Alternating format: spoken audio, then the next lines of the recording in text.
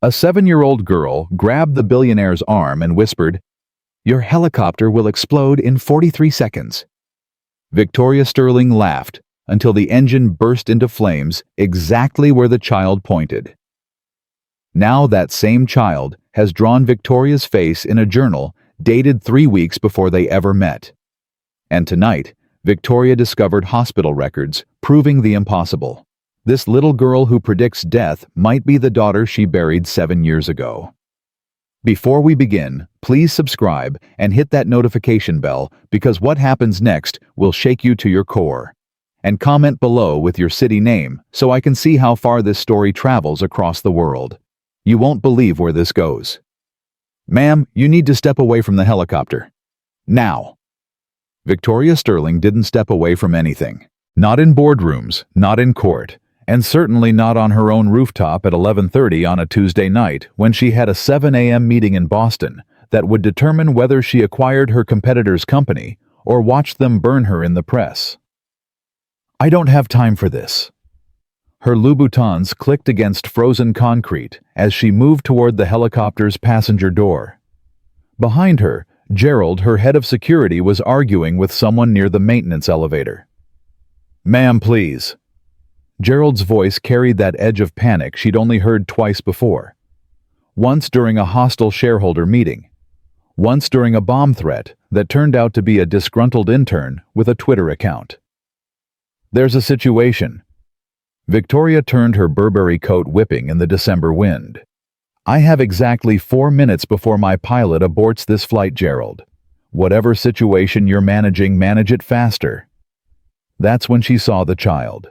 A little girl, maybe 6 or 7 years old, wearing a purple jacket 3 sizes too big, and sneakers that lit up when she walked. She was holding a man's hand. A maintenance worker, judging by the uniform. But it wasn't the worker Victoria noticed. It was the girl's eyes. Bright blue, almost unnaturally so, fixed on Victoria with an intensity that made her skin prickle. She insisted on coming up. The worker's voice was apologetic, rushed. "I'm so sorry, Ms. Sterling. I know this is completely inappropriate, but she started screaming in the break room and I couldn't leave her. She said she had to warn you." "Warn me about what?" Victoria checked her watch. 3 minutes. The little girl stepped forward, pulling free of her father's grip. She walked right up to Victoria, completely unafraid of the woman whose face had been on the cover of Forbes 3 times, whose handshake had closed billion-dollar deals, whose stare had made grown men confess to embezzlement. "Your helicopter is going to explode," the girl said. Victoria blinked. "Excuse me?" "The rear rotor assembly. There's a crack in the mounting bracket. It's been growing for 3 days. In 43 seconds, when your pilot increases throttle to prepare for takeoff, the vibration will cause catastrophic failure. The bracket will separate, the rotor will strike the tail boom, and the fuel line will rupture. You'll have approximately 8 seconds before the cabin fills with fire." The rooftop went silent. Victoria looked at Gerald. Gerald looked at the maintenance worker. The worker looked at his daughter, his face pale. "Sophie." The man's whisper was sharp. "You can't just say things like that." 40 seconds, the girl said. Her voice was calm, matter-of-fact, like she was reading from a manual. 39. 38. Victoria's pilot Marcus leaned out of the cockpit. "Ms. Sterling, we need to go, or we're going to hit weather over Connecticut." "Don't start the engine," Victoria heard herself say. Marcus frowned. "Ma'am?" "I said don't start the engine." "Ms. Sterling, with all due respect, we've already completed pre-flight checks. Everything's green. If we don't leave now—" 33 seconds, Sophie said. Something cold slid down Victoria's spine. It wasn't the girl's words. It was the absolute certainty in her eyes. Like she'd already watched this happen. Like she was remembering, not predicting. "Marcus, shut it down," Victoria said. "But shut it down." Marcus hesitated, then reached for the controls. The turbine's whine began to decrease.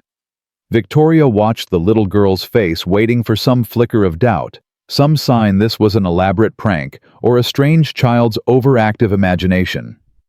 Sophie tilted her head. He's still going to hit the throttle one more time. He thinks he's turning it off, but he's actually... The explosion wasn't loud. That's what Victoria would remember later. It was almost quiet, like someone had slammed a car door. But the ball of orange flame that erupted from the helicopter's tail section was anything but quiet in its implications. Marcus threw himself out of the cockpit, rolling across the concrete, as black smoke poured from the aircraft. Gerald was already moving fire extinguisher in hand, shouting into his radio for emergency services. The maintenance worker grabbed his daughter, pulling her back. But Sophie didn't look scared. She was still watching Victoria. "I told you," the girl said softly. 43 seconds. 20 minutes later, Victoria stood in her penthouse office coat, still on, hair disheveled for the first time in her adult life. Through the glass wall, she could see the rooftop where fire crews were still working, where her $60 million helicopter sat gutted and smoking. Her phone wouldn't stop ringing. She ignored it. Gerald entered without knocking. "NYPD wants a statement. FAA is sending investigators, and your board is lighting up the emergency line. Tell them I'll call back. Victoria, you nearly died tonight. The press is going to be all over this by morning. We need to get ahead of the narrative. I said I'll call back." Victoria's voice was ice. "Where's the maintenance worker? And his daughter?" "Conference room. Should I send them home?" "No, I need to talk to them." Gerald's jaw tightened. Why the kid got lucky with a guess. It happens. My cousin's daughter predicted her grandmother's death. Turned out Grandma had been looking sick for weeks, and the kid just noticed before anyone else did. Did your cousin's daughter provide a 43-second countdown and describe specific mechanical failures? No, but... Then it's not the same thing. Victoria moved past him toward the door. "Give me 10 minutes with them, alone." "Victoria, this is a bad idea. You're in shock. You're not thinking clearly." She stopped, turned. "Gerald, you've worked for me for 8 years. In that time, have you ever known me to not think clearly?" He hesitated. "No." "Then trust me now." She walked out before he could argue. The conference room smelled like coffee and fear. The maintenance worker sat at the table, his daughter perched on a chair too big for her, swinging her light-up sneakers. Victoria hadn't taken her eyes off the child since they'd come downstairs. "Ms. Sterling, I can't apologize enough." The man's voice was thick with exhaustion. His name tag read, Michael Chen. "Sophie's been having these episodes since her mother died. The doctors say it's anxiety, a processing disorder, but she's never been this specific before. I never should have brought her to work. I just didn't have anyone to watch her tonight, and I thought, how did she know?" Victoria's voice cut through his rambling. "About the helicopter." Michael's jaw worked. "I don't know." She described a crack in a mounting bracket. She gave me a countdown to the second. That's not anxiety. That's not a processing disorder. That's detailed mechanical knowledge. I know how it sounds. How it sounds is impossible. Victoria leaned forward. "So either your 7-year-old daughter is a helicopter engineer or something else is happening. Which is it, Mr. Chen?" Michael glanced at Sophie. The girl was drawing on a napkin with a pen she'd found, completely absorbed in her own world. "Can we talk somewhere private?" 5 minutes later, they were in Victoria's personal office, door closed. Through the glass wall, Victoria could see Sophie still drawing, Gerald watching her, like she might spontaneously combust.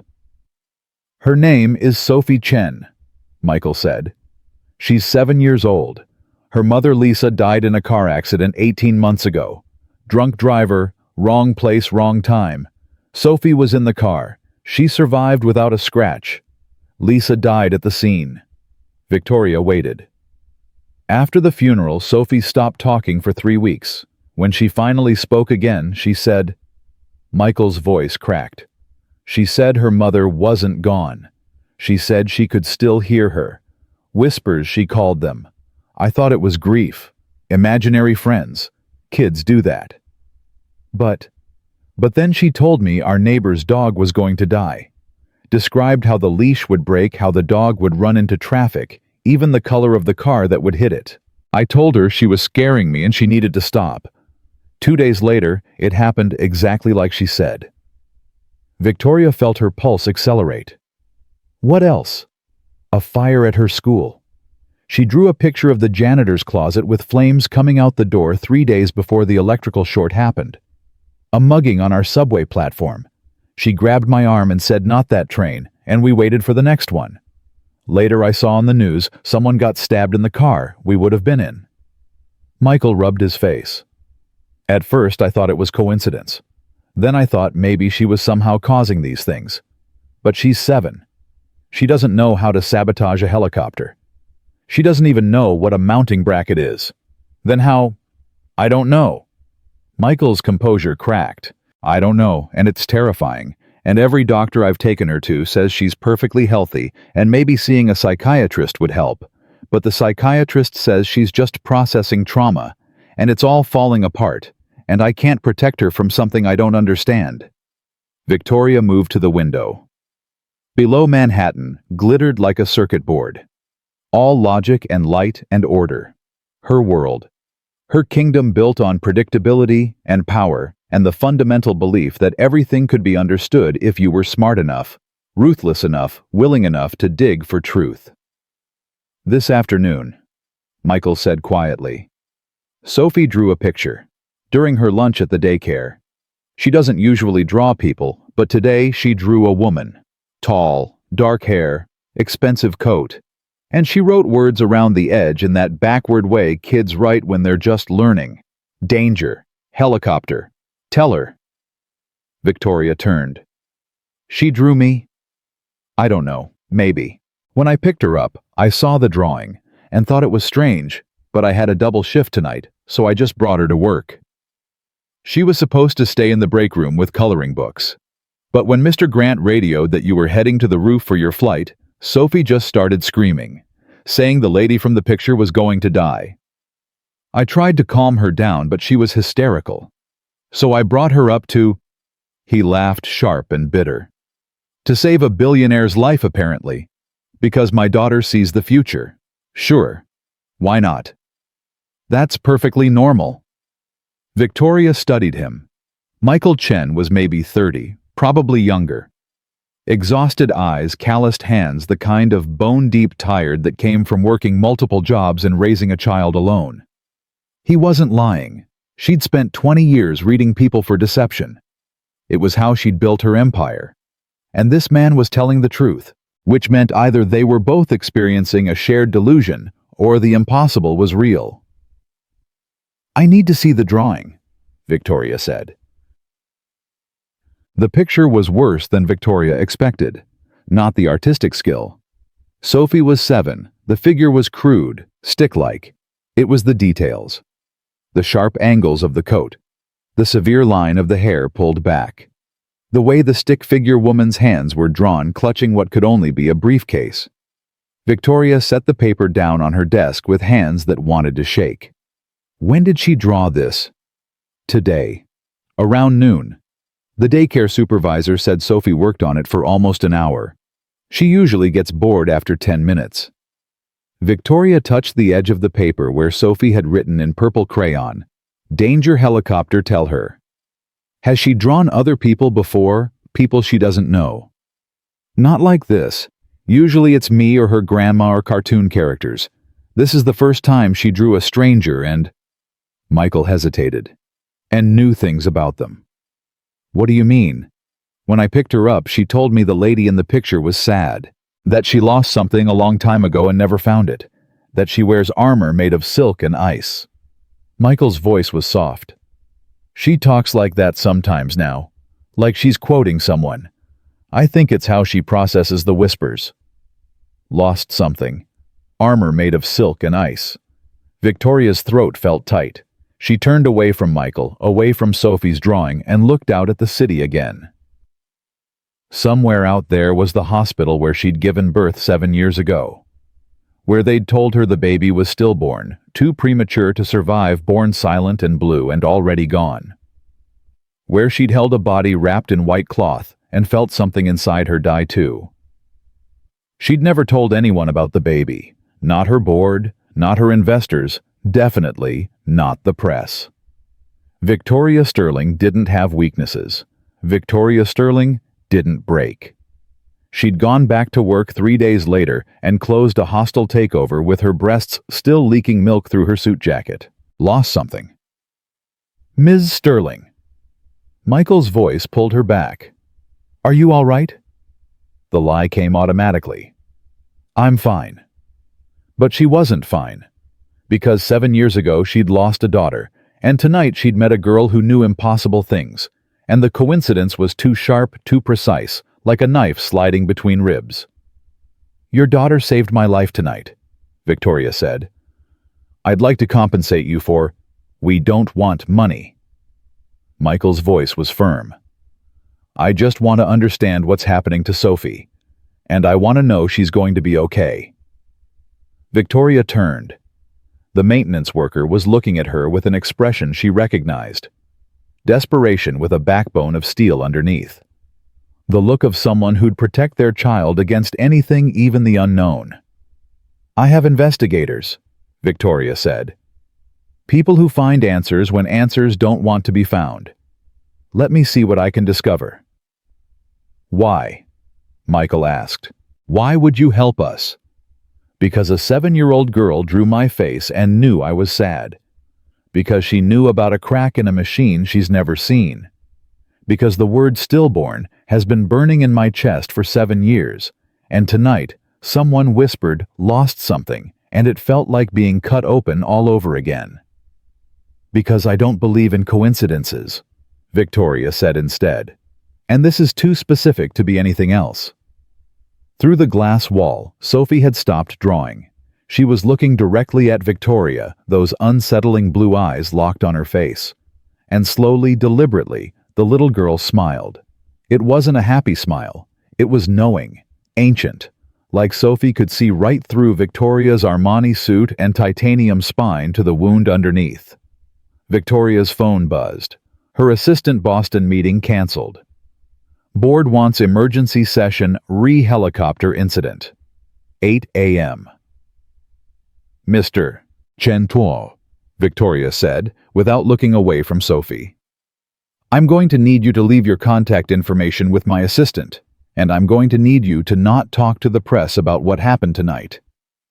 I don't talk to the press, Michael said. I just want my daughter safe. Good, because if half of what you've told me is true, keeping her safe means keeping her invisible. Victoria finally broke eye contact with Sophie and turned to face Michael. There are people in this city who would pay millions for someone who can predict disasters. Do you understand what I'm saying? The color drained from Michael's face. You think someone would try to... I think your daughter just saved my life, and I'd like to return the favor by making sure she doesn't become a science experiment or a circus attraction. Victoria moved to her desk, pulled out a business card, wrote a number on the back. This is my private line. Not my assistant, not my secretary. Me. If anything strange happens, if Sophie says anything about me, if anyone starts asking questions about tonight, you call that number immediately. Understood. Michael took the card like it might burn him. Why are you doing this? Because I don't believe in coincidences. Because my helicopter should have exploded with me inside it. Because a 7-year-old girl looked at me like she recognized something I've spent years hiding. Because 7 years ago, I lost a daughter, and tonight I met a girl born the exact same time mine died, and that can't be random. But Victoria didn't say any of that. Because I always pay my debts, Mr. Chen, always. Joe. At 3:17 in the morning, Victoria sat alone in her penthouse apartment laptop, open files spread across her dining table. Gerald had gone home. Her assistant had been dismissed. Even her driver had been sent away. She needed to think, and she thought best in silence. The official report from the helicopter company glowed on her screen. Catastrophic mechanical failure due to metal fatigue in the rear rotor mounting bracket. Initial investigation suggested the crack had been forming for approximately 72 hours.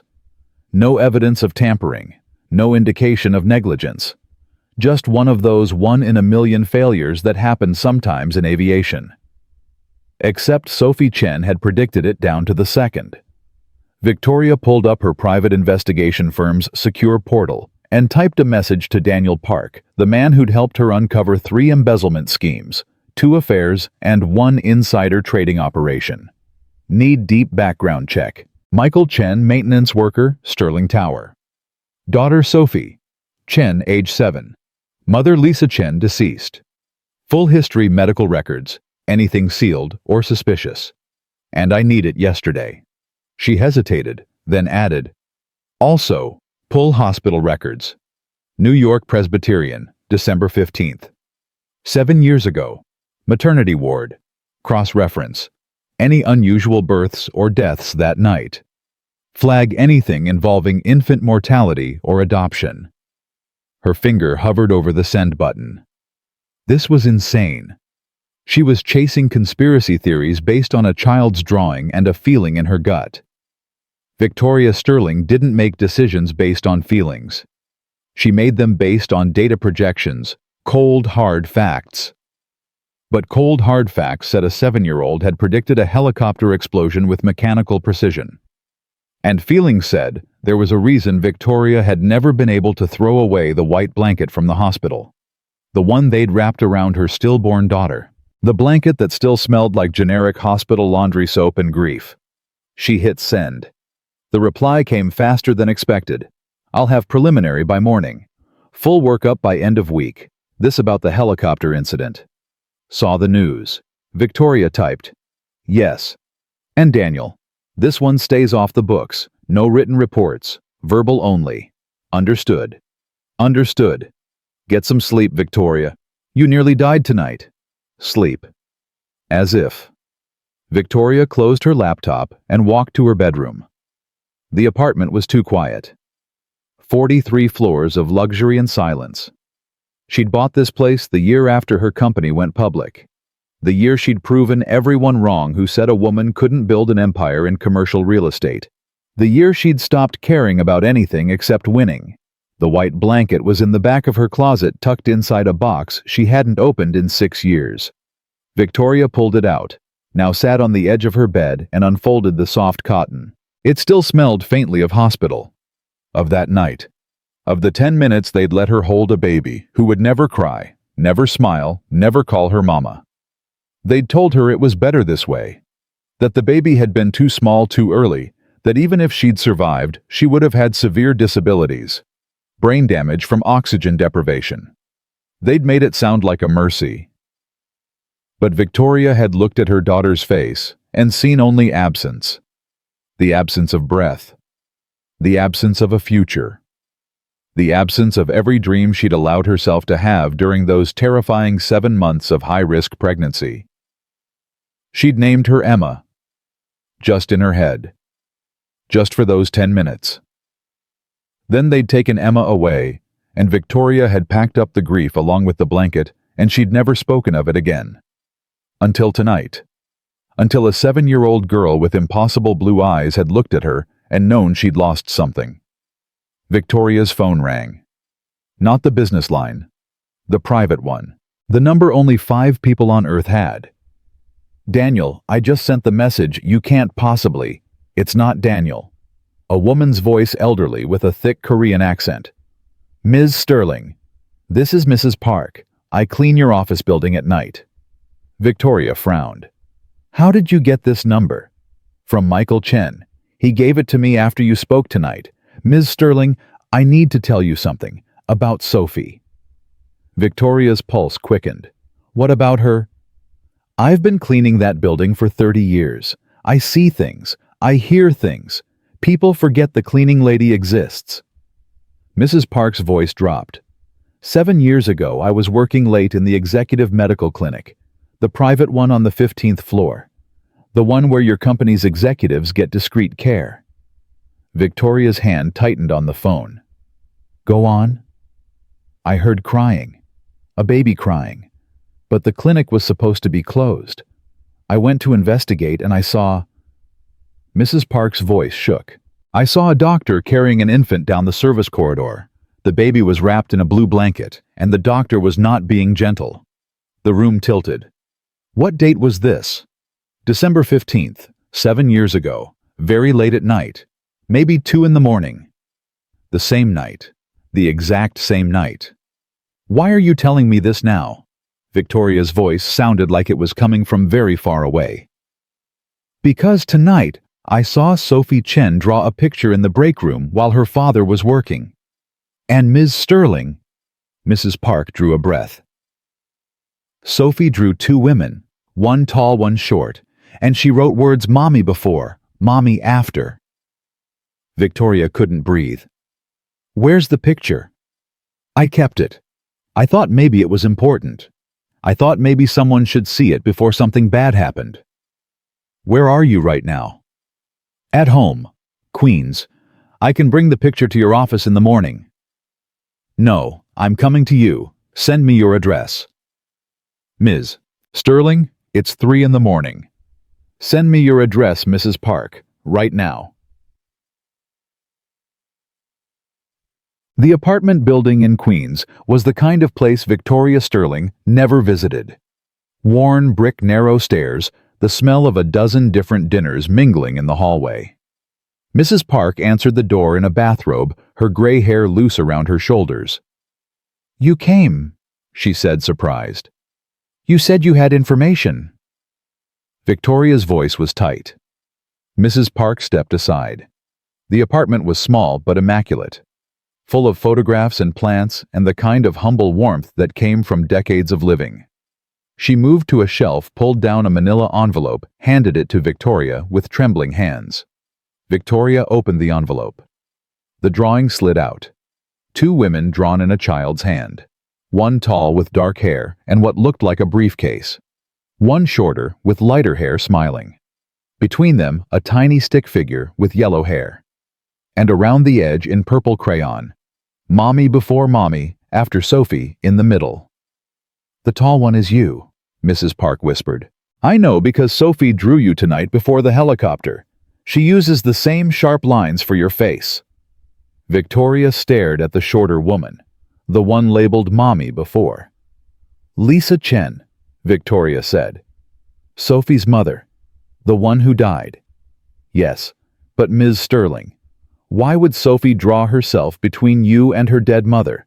Why would she label you Mommy after... Victoria's vision blurred. She sat down heavily on Mrs. Park's worn couch, the drawing clutched in her hands. 7 years ago, I gave birth to a daughter. 29 weeks gestation. High-risk pregnancy. Emergency delivery at New York Presbyterian. They told me she was stillborn. They let me hold her for 10 minutes and then they took her away, and I never saw her again. Mrs. Park's hand went to her mouth. I was sedated, heavily. I barely remember the delivery, but I remember the doctor's face when he told me the baby was gone. Dr. Marcus Denori.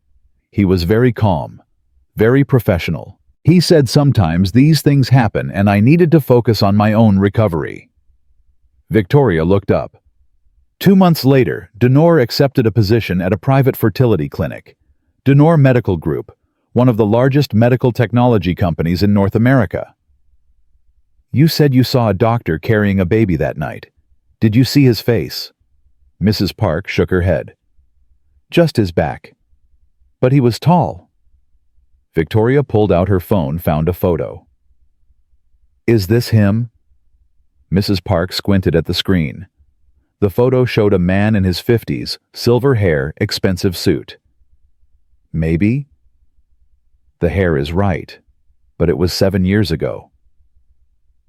That's Marcus Denori, Victoria said quietly. The same doctor who told me my baby was dead. And he's the CEO of the company I'm merging with next week. The silence stretched. Mrs. Park finally whispered, What are you going to do? Victoria looked down at the drawing, at the child labeled Sophie in the middle, at the 2 women connected by a tiny hand-drawn heart. I'm going to find out the truth, Victoria said. And if someone stole my daughter, I'm going to destroy them. Victoria drove back to Manhattan as dawn broke over the East River. Her hands gripped the steering wheel tight enough to hurt. In the passenger seat, Sophie's drawing lay face up, those three words burning into her vision every time she glanced down. Mommy before. Mommy after. Her phone buzzed. Daniel Park. "Tell me you have something," Victoria said without greeting. "I have something. You're not going to like it." Daniel's voice was grim. Lisa Chen wasn't Sophie's biological mother. I pulled her medical records. She had a partial hysterectomy 4 years before Sophie was born. Physically impossible for her to carry a child. Victoria's foot hit the brake harder than she intended. A taxi behind her blared its horn. "Say that again." Lisa Chen couldn't have children, yet she walked out of New York Presbyterian on December 18th, 7 years ago, with a healthy baby girl. 3 days after you delivered premature twins that were declared stillborn. The city blurred. Victoria pulled over, hazard lights flashing, ignoring the angry honks of morning traffic. "They gave her my baby." "It looks that way. And there's more. I dug into Billionaire Medical Group. They've been running something called the Genesis Project for the past decade. Private research program. Very hush-hush. Genetic testing, cognitive enhancement, experimental therapies. The kind of thing that gets buried in classified files and offshore accounts." Victoria's chest tightened. "What were they testing?" "I don't know yet, but I found a list of participant criteria. High IQ parents, no family history of genetic disease, advanced degrees in STEM fields. Victoria, you checked every single box." "They were farming babies." "I think so. And I think Lisa Chen was part of it. Maybe a surrogate who got attached. Maybe someone they paid to raise Sophie until they were ready to bring her back into the program." "Lisa's dead." "I know. Car accident 18 months ago. But the police report has problems. Inconsistencies in the crash dynamics. The other driver was never found. No witnesses came forward. And Lisa's injuries don't match the damage to the vehicle." Victoria closed her eyes. "They killed her." Once Sophie started showing signs of whatever they did to her, Lisa became a liability. They couldn't risk exposure. So they staged an accident and left Sophie with Michael, who doesn't know his wife couldn't have biological children. He thinks Sophie is his. He has no idea he's raising the product of illegal genetic experimentation. "Sophie's predictions," Victoria said slowly. "The helicopter, the fires, the accidents. What if that's what they were trying to create? Children who could see the future." Daniel was quiet for a long moment. "If that's true, if they succeeded, Sophie is walking proof of crimes that would destroy Billionaire Medical Group. And if Billionaire knows she's manifesting abilities, he'll want her back, or eliminated. He's not getting near her." "Victoria, listen to me. These people stole babies. They murdered a woman to cover their tracks. If they think you're getting close to the truth, they'll kill you too. The helicopter malfunction. What if it wasn't a malfunction?" Victoria's blood went cold. "You think they sabotaged it?" "I think Sophie predicted it because she somehow knew it was coming. But who told her? Who planted that information in a 7-year-old's head 3 weeks ago?" "The whispers," Victoria whispered. "Michael said Sophie hears whispers. What if it's not psychic ability? What if someone's feeding her information? Through what telepathy? I don't know. But Daniel, Sophie drew my face 3 weeks before we met. She knew about the helicopter before the crack even started forming. That's not prediction. That's planted intelligence." "Then who's planting it?" Victoria looked at the drawing in her lap. At the woman labeled Mommy before. "What if Lisa isn't dead?" Victoria said. "What if she faked her death to protect Sophie? What if she's still out there trying to warn her daughter through whatever connection they created?" Daniel exhaled slowly. "That's a hell of a theory. Do you have a better one?" "No. But Victoria, if you're right, if Lisa Chen is alive and hiding from Billionaire Medical Group, she's not going to be easy to find. These people have resources, money, power. If she's survived this long, she's gone deep underground." "Then I'll go deeper." Victoria started the car again. "I want everything you can find on the Genesis Project. Every researcher, every participant, every child involved. And Daniel, I want to know if my other daughter is still alive. Victoria, she was my daughter too. If there's even a chance she survived, I need to know. I'll do what I can, but this is going to take time. We don't have time. Sophie drew another picture. December 15th. Fire. That's 7 days from now. What do you think it means? Victoria merged back into traffic heading toward Sterling Tower. I think it means Denori is planning something, and I think Sophie is trying to warn me before it's too late. She hung up and called Gerald. He answered on the first ring. Where are you? The board meeting starts in 20 minutes and half the press corps is camped in our lobby asking about the helicopter. Tell them it was mechanical failure. Tell them I'll make a statement this afternoon. And Gerald, I need you to do something for me. What? Run a deep security check on Marcus Denor. Personal finances, travel records, property holdings. Everything. Why, he's your merger partner. Just do it. And don't tell anyone else on the board. Victoria, what's going on? She thought about Sophie's blue eyes. About the drawing with two mothers. About a baby crying in a corridor 7 years ago. I think someone's been lying to me for a very long time, Victoria said. And I'm about to find out who. The Sterling Tower lobby was chaos. Reporters with cameras. Employees whispering. Security trying to maintain order. Victoria walked through it all with her head high, her expression carved from ice. Let them wonder. Let them speculate. She had more important things to worry about than public relations. The elevator ride to the executive floor took 43 seconds. Victoria counted every one. Her assistant Jennifer jumped up as Victoria approached. Ms. Sterling, thank God, the board is waiting, and there's been about 50 calls from, hold all my calls. But Mr. Denor called personally. He said it was urgent. Victoria stopped. When? About an hour ago. He wanted to confirm the merger meeting for December 15th. He sounded concerned about last night's incident. I'll bet he did. Victoria kept walking. Tell him I'll call him back. The boardroom was full. 12 faces, all wearing expressions somewhere between concern and suspicion. Richard Aldridge sat at the far end, arms crossed, looking like he'd been waiting for this moment his entire life. You're late, he said. Victoria sat down at the head of the table. I'm here. That's what matters. We need to discuss last night, Patricia said.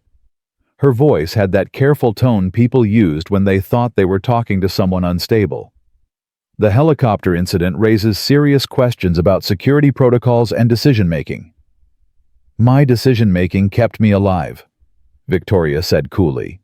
I'd call that sound judgment. You took the word of a child over your trained pilot. And I'm sitting here today because of it. Pure luck, Richard said. You got lucky, Victoria. That doesn't mean you made the right call. It means you made a reckless call that happened to work out.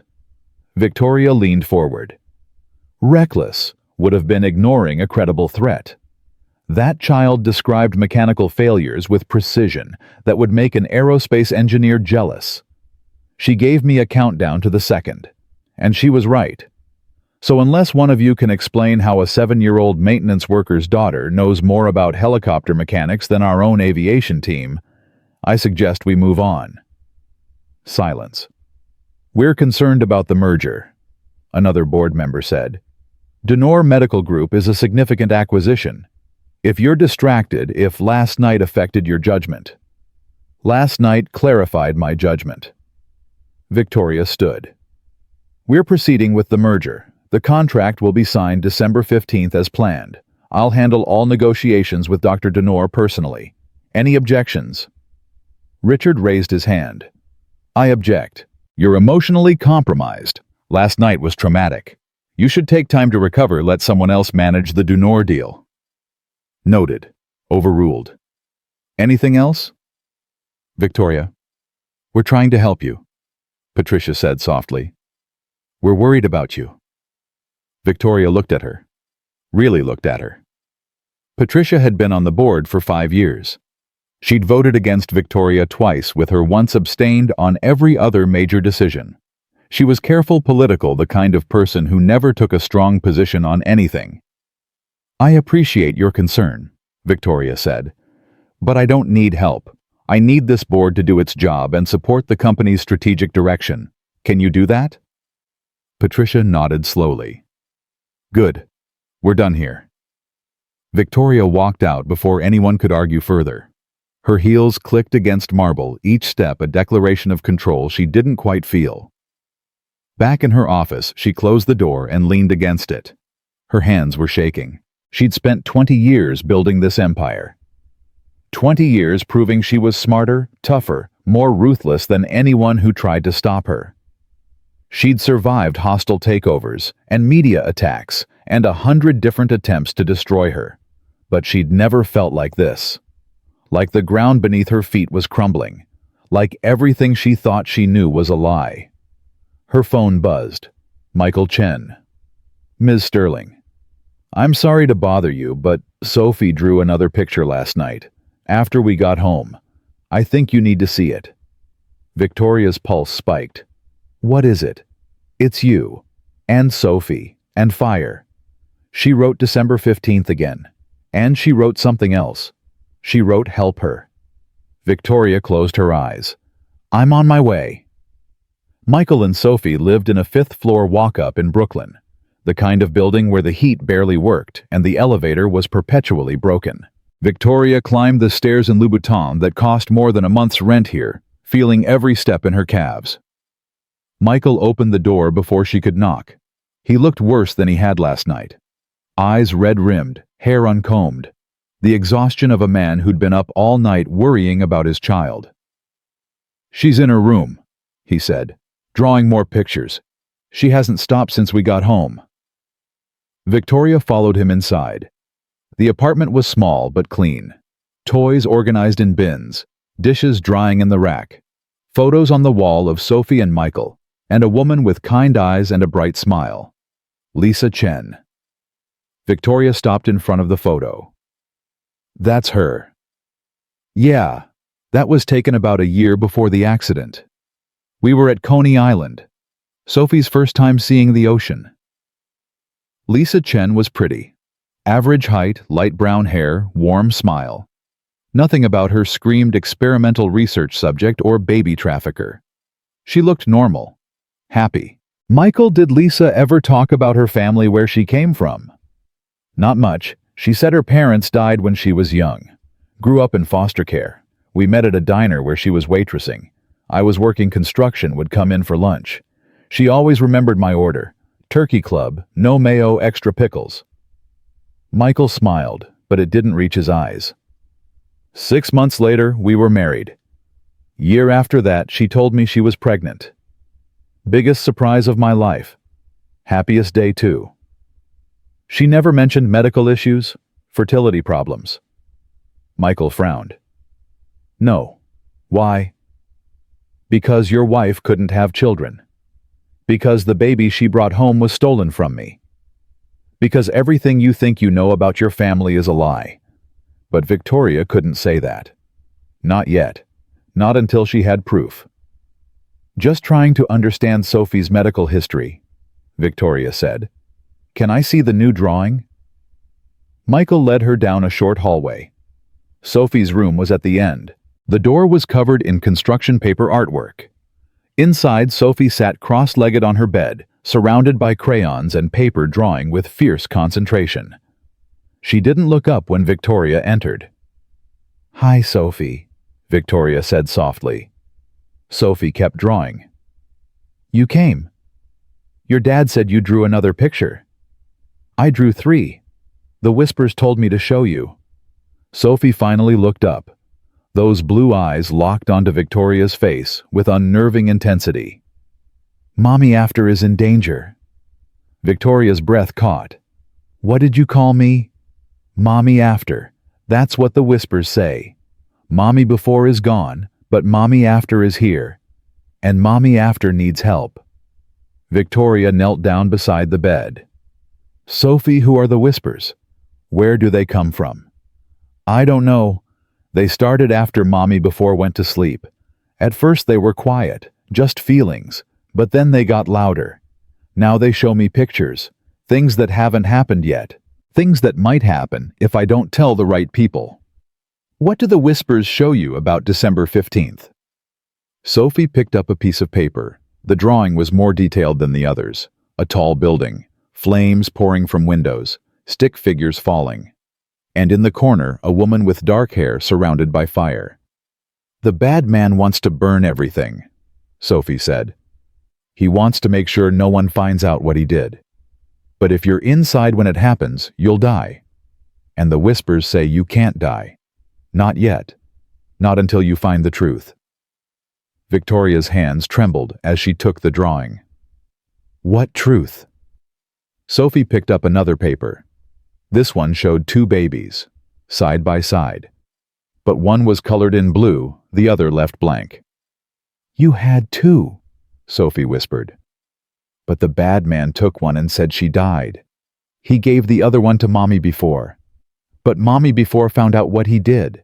So she had to hide, had to pretend to go to sleep so the bad man wouldn't look for me. Victoria's vision blurred. Sophie is your mommy, before still alive. Sophie nodded. She's sleeping, but she's not dead. She's waiting. Waiting for what? For you to be ready, for you to be strong enough to fight the bad man. Sophie picked up the third drawing. This one showed three figures holding hands. Two women and a child. The whispers say we're supposed to be together. You and me and Mommy before. That's how we win. Victoria couldn't breathe. She looked at Michael, who stood in the doorway, his face white. What is she talking about? Michael's voice was hoarse. What bad man? What truth? Victoria stood slowly. Mr. Chen, I think we need to talk, privately. They went back to the living room. Victoria waited until Michael closed Sophie's door before she spoke.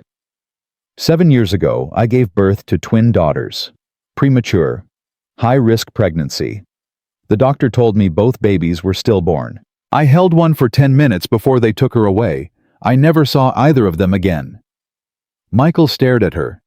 What does that have to do with Sophie? The delivery happened on December 15th, 7 years ago, at New York Presbyterian Hospital. The same night Lisa walked out with a healthy newborn. The color drained from Michael's face. No. Lisa couldn't have children, Michael. My investigator pulled her medical records. She had a hysterectomy 4 years before Sophie was born. It was physically impossible for her to carry a child. That's not true. That can't be true. Lisa was pregnant. I saw her. She had a belly. She had ultrasounds. Did you ever go with her to an appointment? Michael opened his mouth, closed it, opened it again. She said the doctor's office made her uncomfortable, he said slowly. Said she'd rather go alone, but she always came back with pictures, with reports. She was pregnant. She was. Victoria pulled out her phone, showed him Sophie's drawing, the one with two mothers. Mommy before, Mommy after. Sophie knows Michael. Somewhere deep down she knows the truth. Michael sat down hard on the couch. This is insane. You're telling me my wife stole your baby. You're telling me Sophie isn't mine. I'm telling you I think Lisa was part of something bigger, something organized. And I think when she realized what they'd done, when she understood they'd stolen children for experiments, she tried to protect Sophie.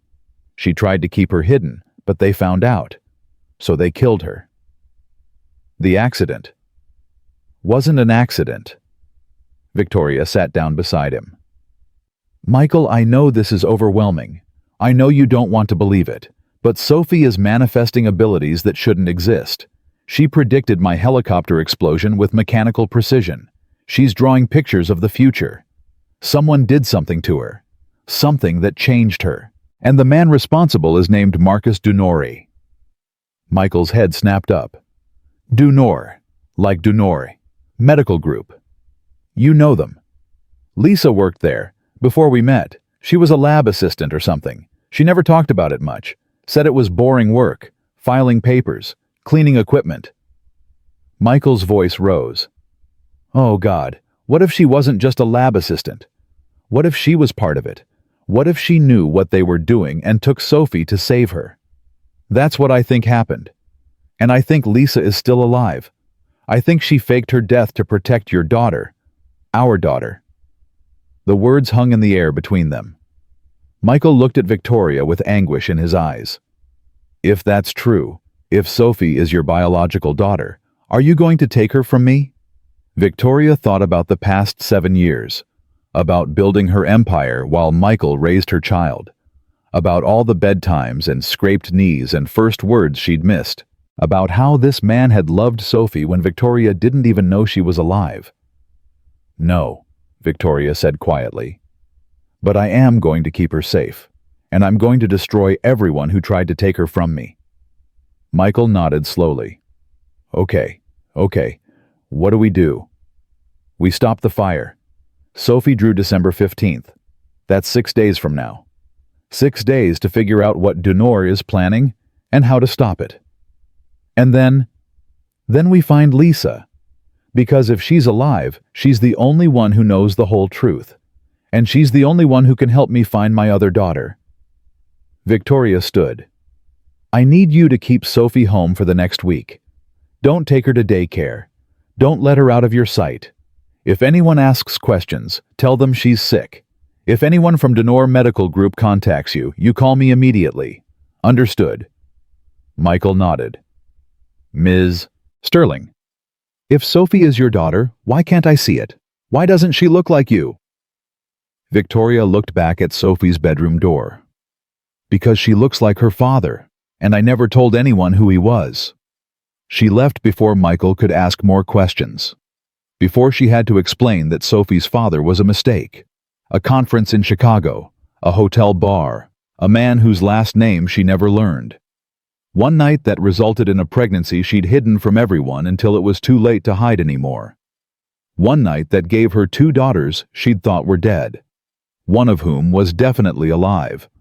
And one who might still be out there waiting to be found. Victoria got in her car and called Daniel. I need you to find Lisa Chen. Real name, fake name, whatever identity she's using. She's alive, and she's the key to all of this. Victoria, if she faked her death, that thoroughly finding her could take months. We have 6 days. Make it happen. She hung up and stared at Sophie's drawing spread across her passenger seat. December 15th. The day Billionaire planned to burn everything. The day Victoria Sterling planned to burn him first. Victoria spent the next 3 days becoming someone she'd never been before. A hunter instead of a builder. A woman willing to break laws she'd spent 20 years upholding. Daniel called at midnight on the 2nd day. I found something. Lisa Chen had a sister. Younger by 3 years. Name was Sarah Chen. Died in a house fire when she was 19. But here's the thing. I pulled dental records.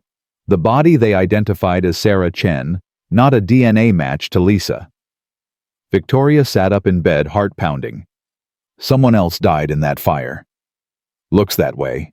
And 3 months later, a woman named Sarah Morrison opened a bank account in Portland, Oregon. Paid cash for everything. No credit cards, no paper trail. Except for one thing. She made a single wire transfer 2 years ago. $5,000 to a private investigator in Manhattan. Name, James Rivera. Specializes in adoption cases and family reunification. I called him.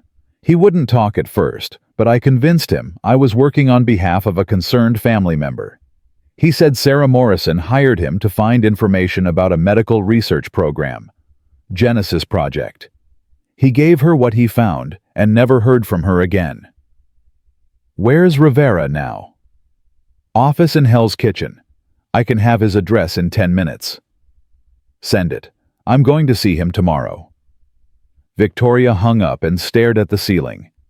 Lisa Chen was alive, hiding under her dead sister's name, and she'd been investigating the Genesis Project 2 years ago, right around the time Sophie would have been 5, right around the time the whispers would have started.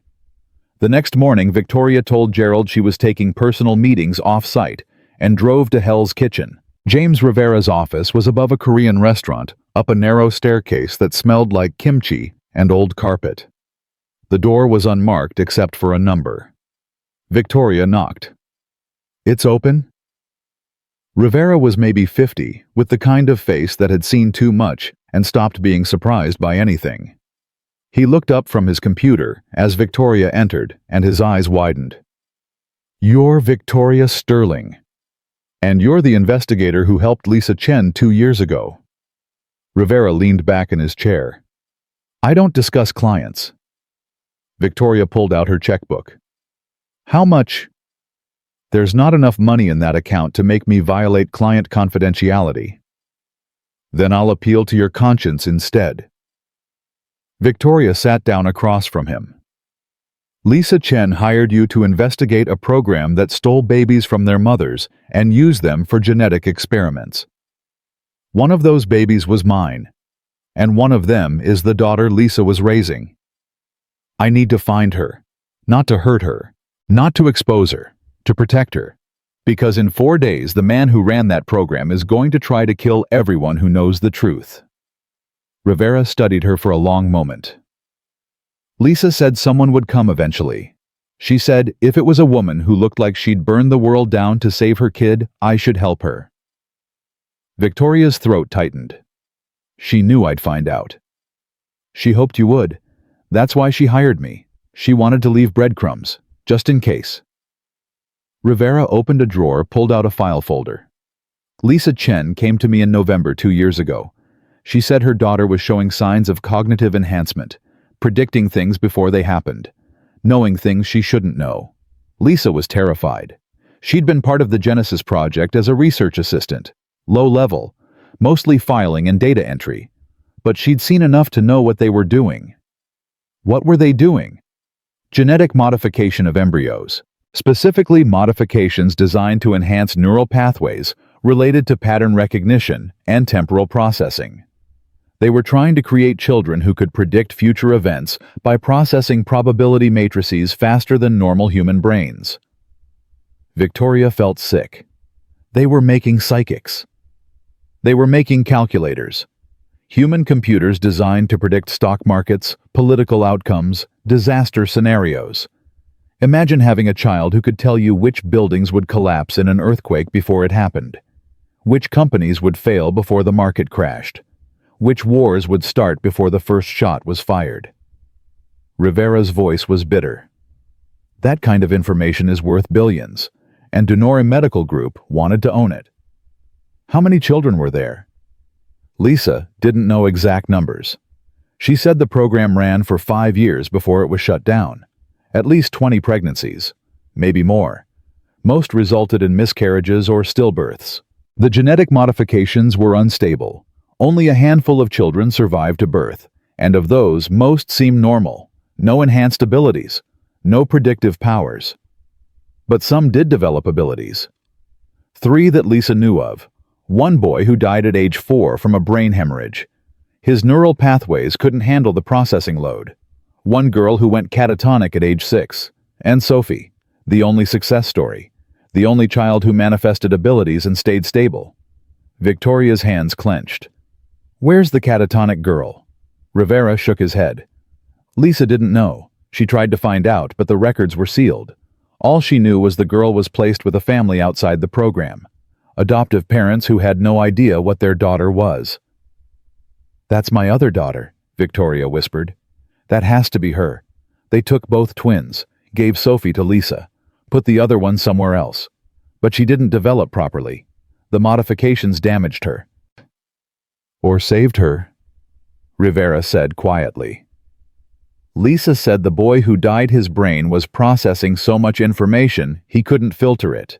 He was seeing every possible future simultaneously. It drove him insane. The catatonic girl might have shut down to protect herself." Victoria stood paced to the window. Below Hell's Kitchen bustled with morning traffic. People going to work, living normal lives, having no idea that stolen children with modified brains were walking among them. "Where's Lisa now?" Victoria asked. "I don't know. She paid me for the information and disappeared. But she left something for you." Rivera pulled an envelope from the file. "She said if Victoria Sterling ever came looking, I should give you this." Victoria took the envelope with shaking hands. Inside was a single piece of paper with an address in Red Hook, Brooklyn, and a date. December 14th, tomorrow. And below that in handwriting that looked like it had been written in a hurry. "Come alone. Trust no one. They're watching." Victoria looked up at Rivera. Did she say who's watching? No. But she was scared, really scared. Said if Denore found out she was alive, he'd kill her and take Sophie back. Said the only reason she'd survived this long was because they thought she was dead. Why did she fake her death? Because she found out Sophie wasn't the only child they were monitoring. Denore had people watching all the Genesis children, checking their development, looking for signs of enhancement. Lisa realized they'd never let Sophie go, so she staged the accident, made it look real enough that they'd stop searching. Then she went underground and started trying to figure out how to stop them. For 18 months she's been hiding and planning, while I had no idea my daughter was alive. She wanted to tell you. That's what she said. But she was afraid if you knew you'd go after Denore directly, and he'd kill you both before you could expose him. Rivera's expression softened. She said you were brilliant and powerful, but you weren't a mother. Not yet. Not in the ways that mattered. She said you needed time to understand what you'd lost before you could fight for what you could still save. Victoria's vision blurred. She was raising my daughter and protecting her while I was building skyscrapers and closing deals. She was doing what she thought was right, and now she's ready to help you finish this. But Ms. Sterling, you need to understand something. If you meet with Lisa tomorrow, if you go after Denore, there's no going back. He has resources, power, connections in government and law enforcement. If he realizes you know the truth, he'll come after you with everything he has. Good, Victoria said coldly. Let him come. I've been building an empire for 20 years. Time to use it for something that matters. She left Rivera's office and drove straight to Sterling Tower. Gerald was waiting in her office looking grim. "We need to talk," he said. "Not now. I have work to do." "Victoria, I ran that background check on Denore like you asked. You're not going to like what I found." Victoria stopped. "Tell me." Marcus Denore doesn't just own Denore Medical Group. He owns pieces of 20 other companies through shell corporations and offshore holdings, including a significant stake in the construction company that built Sterling Tower. The floor tilted. What? The merger isn't a merger. It's a takeover. He's been positioning himself to acquire your company for years, and the contract you're supposed to sign on December 15th, I had our legal team review it. Buried in the fine print is a clause that gives him controlling interest if anything happens to you within 6 months of signing. Victoria's blood went cold. The helicopter. Wasn't an accident. I pulled maintenance records. Someone accessed the aircraft 4 days before the explosion, deleted security footage, tampered with the mounting bracket. They wanted it to look like mechanical failure, but they wanted you dead. Denore tried to kill me. And when that failed, he moved to Plan B. Get you to sign a contract that makes him CEO if you die. Then arrange another accident. Gerald's voice was tight. Victoria, the building dedication ceremony on December 15th. The one where you're supposed to sign the merger documents in front of press and investors. I think that's when he's planning to make his move. Victoria thought about Sophie's drawing. Fire pouring from windows. People falling. He's going to blow up the building, she whispered. With me inside. With everyone inside. Make it look like a gas leak or a terrorist attack. Kill me and destroy any evidence of the Genesis project in one move. That's what I think too. And Victoria, there's more. I found something else. 7 years ago, Denore made a personal donation to New York Presbyterian Hospital. $5 million. 2 days after your daughter was born. Victoria's hands clenched into fists. He bought them. He bought the doctors, the nurses, the records. He made sure my babies disappeared and no one asked questions. What babies, Victoria? What's going on? She looked at Gerald, her head of security for 8 years.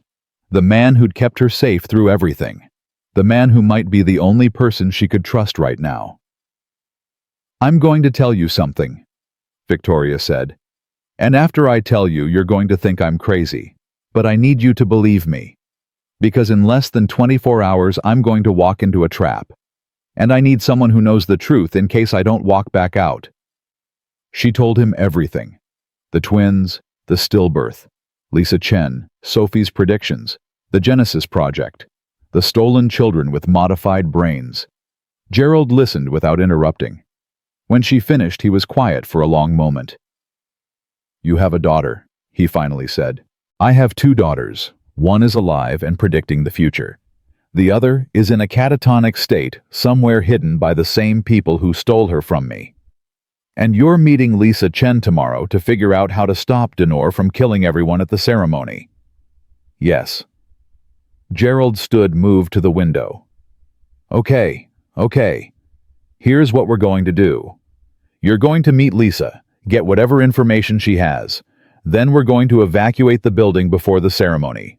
Blame it on a gas leak or a bomb threat. Get everyone out safely.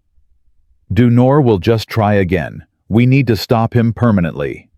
Then we need proof. Evidence solid enough to bury him. Evidence that will hold up in court and destroy his reputation so thoroughly he can't come back." Victoria pulled out Sophie's drawings. "We have proof. A 7-year-old girl who can predict disasters with impossible accuracy. Physical evidence of genetic modification. That's not enough. We need documentation, lab records, financial transactions, testimony from researchers who worked on the Genesis Project. We need a case so airtight that even Denore's lawyers can't make it disappear." Lisa might have that. Rivera said she was investigating the program. She might have documents, names, evidence. Then get it. Meet with her tomorrow. Get everything she has. And Victoria? Gerald's voice was serious. "Be careful. If Denor realizes you're on to him, he'll accelerate his timeline. The ceremony might not be the only thing he's planning." Victoria nodded. "I need you to do something else. I need you to find my other daughter. The catatonic girl. She's somewhere in the system. Adoptive family. Probably using a different name. But she's mine, and I need to know where she is. That could take weeks. We don't have weeks. We have days. Use every resource we have. Hire private investigators. Bribe hospital administrators. I don't care what it takes. Find her." Gerald nodded. "I'll do my best." After he left, Victoria sat alone in her office and stared at the city below. Somewhere out there, Lisa Chen was hiding, waiting for tomorrow, waiting to give Victoria the information that would destroy Marcus Denor. And somewhere out there, a little girl with Victoria's DNA was living in darkness, trapped in her own mind by modifications meant to make her superhuman. 2 daughters, both stolen, one found, one still lost. Victoria's phone buzzed. Michael Chen. "Ms. Sterling, something's wrong. Sophie's been drawing the same picture over and over for the past hour. Just one image. A woman with dark hair surrounded by red. Red like fire. No, red like blood. And she keeps saying the same thing. She keeps saying mommy after needs to run." Victoria's pulse spiked. Run from what? She won't say. She just keeps drawing and crying and saying run, run, run. Michael's voice cracked. "I'm scared. I don't know what to do." "Keep her inside. Lock the doors. Don't answer for anyone except me. I'll be there in 20 minutes. Victoria grabbed her coat and ran for the elevator. If Sophie was warning her, if the whispers were screaming danger, something had changed. Denor knew. He had to know. She called Daniel as she drove. "I need a gun." "What?" "You heard me. I need a weapon.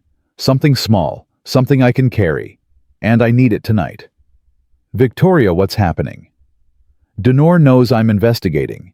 He's going to come after me before the ceremony. I need to be ready." Daniel was quiet for a moment. I'll have something for you in an hour. But Victoria, if you're planning to kill him, I'm planning to survive. There's a difference." She hung up and drove faster. Brooklyn Heights blurred past, Red Hook in the distance. The address Lisa had given her was down there somewhere. Tomorrow she'd go there. Tomorrow she'd meet the woman who'd raised her daughter. But first, she had to make sure they all lived long enough to see tomorrow. Michael was waiting at the apartment door when she arrived. His face was pale, hands shaking. "She won't stop," he said. "She's filled an entire notebook." Sophie sat on her bedroom floor surrounded by dozens of drawings, all the same image. A woman with dark hair, blood pooling around her, and in the corner of each picture, a date. December 13th, today. "Sophie," Victoria said gently, kneeling beside her.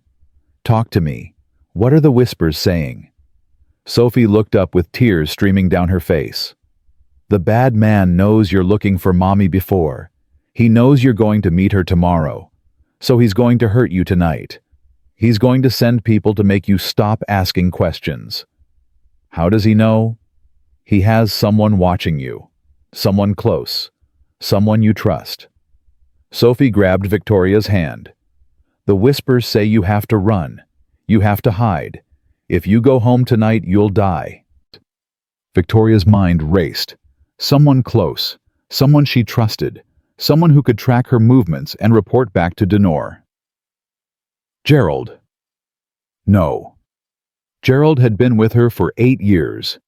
He'd saved her life a dozen times. He wouldn't betray her. But he'd also been the one to suggest the background check on Denore. He'd been the one to find the information about the merger contract. What if he was feeding her just enough truth to keep her distracted while Denore prepared to strike? "Ms. Sterling," Michael said quietly, "you should listen to her. Sophie's never been wrong." Victoria looked at the drawings, at the blood and the date and the warning written in a child's desperate hand. "Okay," she said. "Okay, I'm not going home tonight. I'll stay somewhere else, somewhere Denore can't find me." "Stay here," Michael said. "Our couch isn't fancy, but it's safe.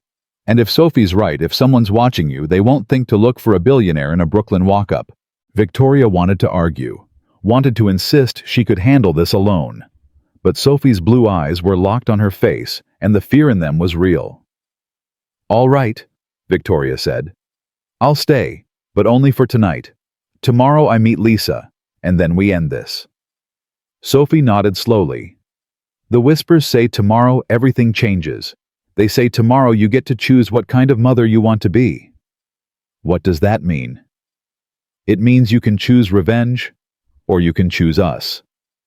Sophie picked up one more drawing.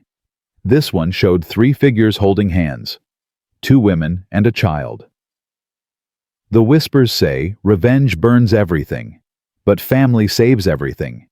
You have to decide which one matters more." Victoria looked at the drawing and felt something crack open in her chest.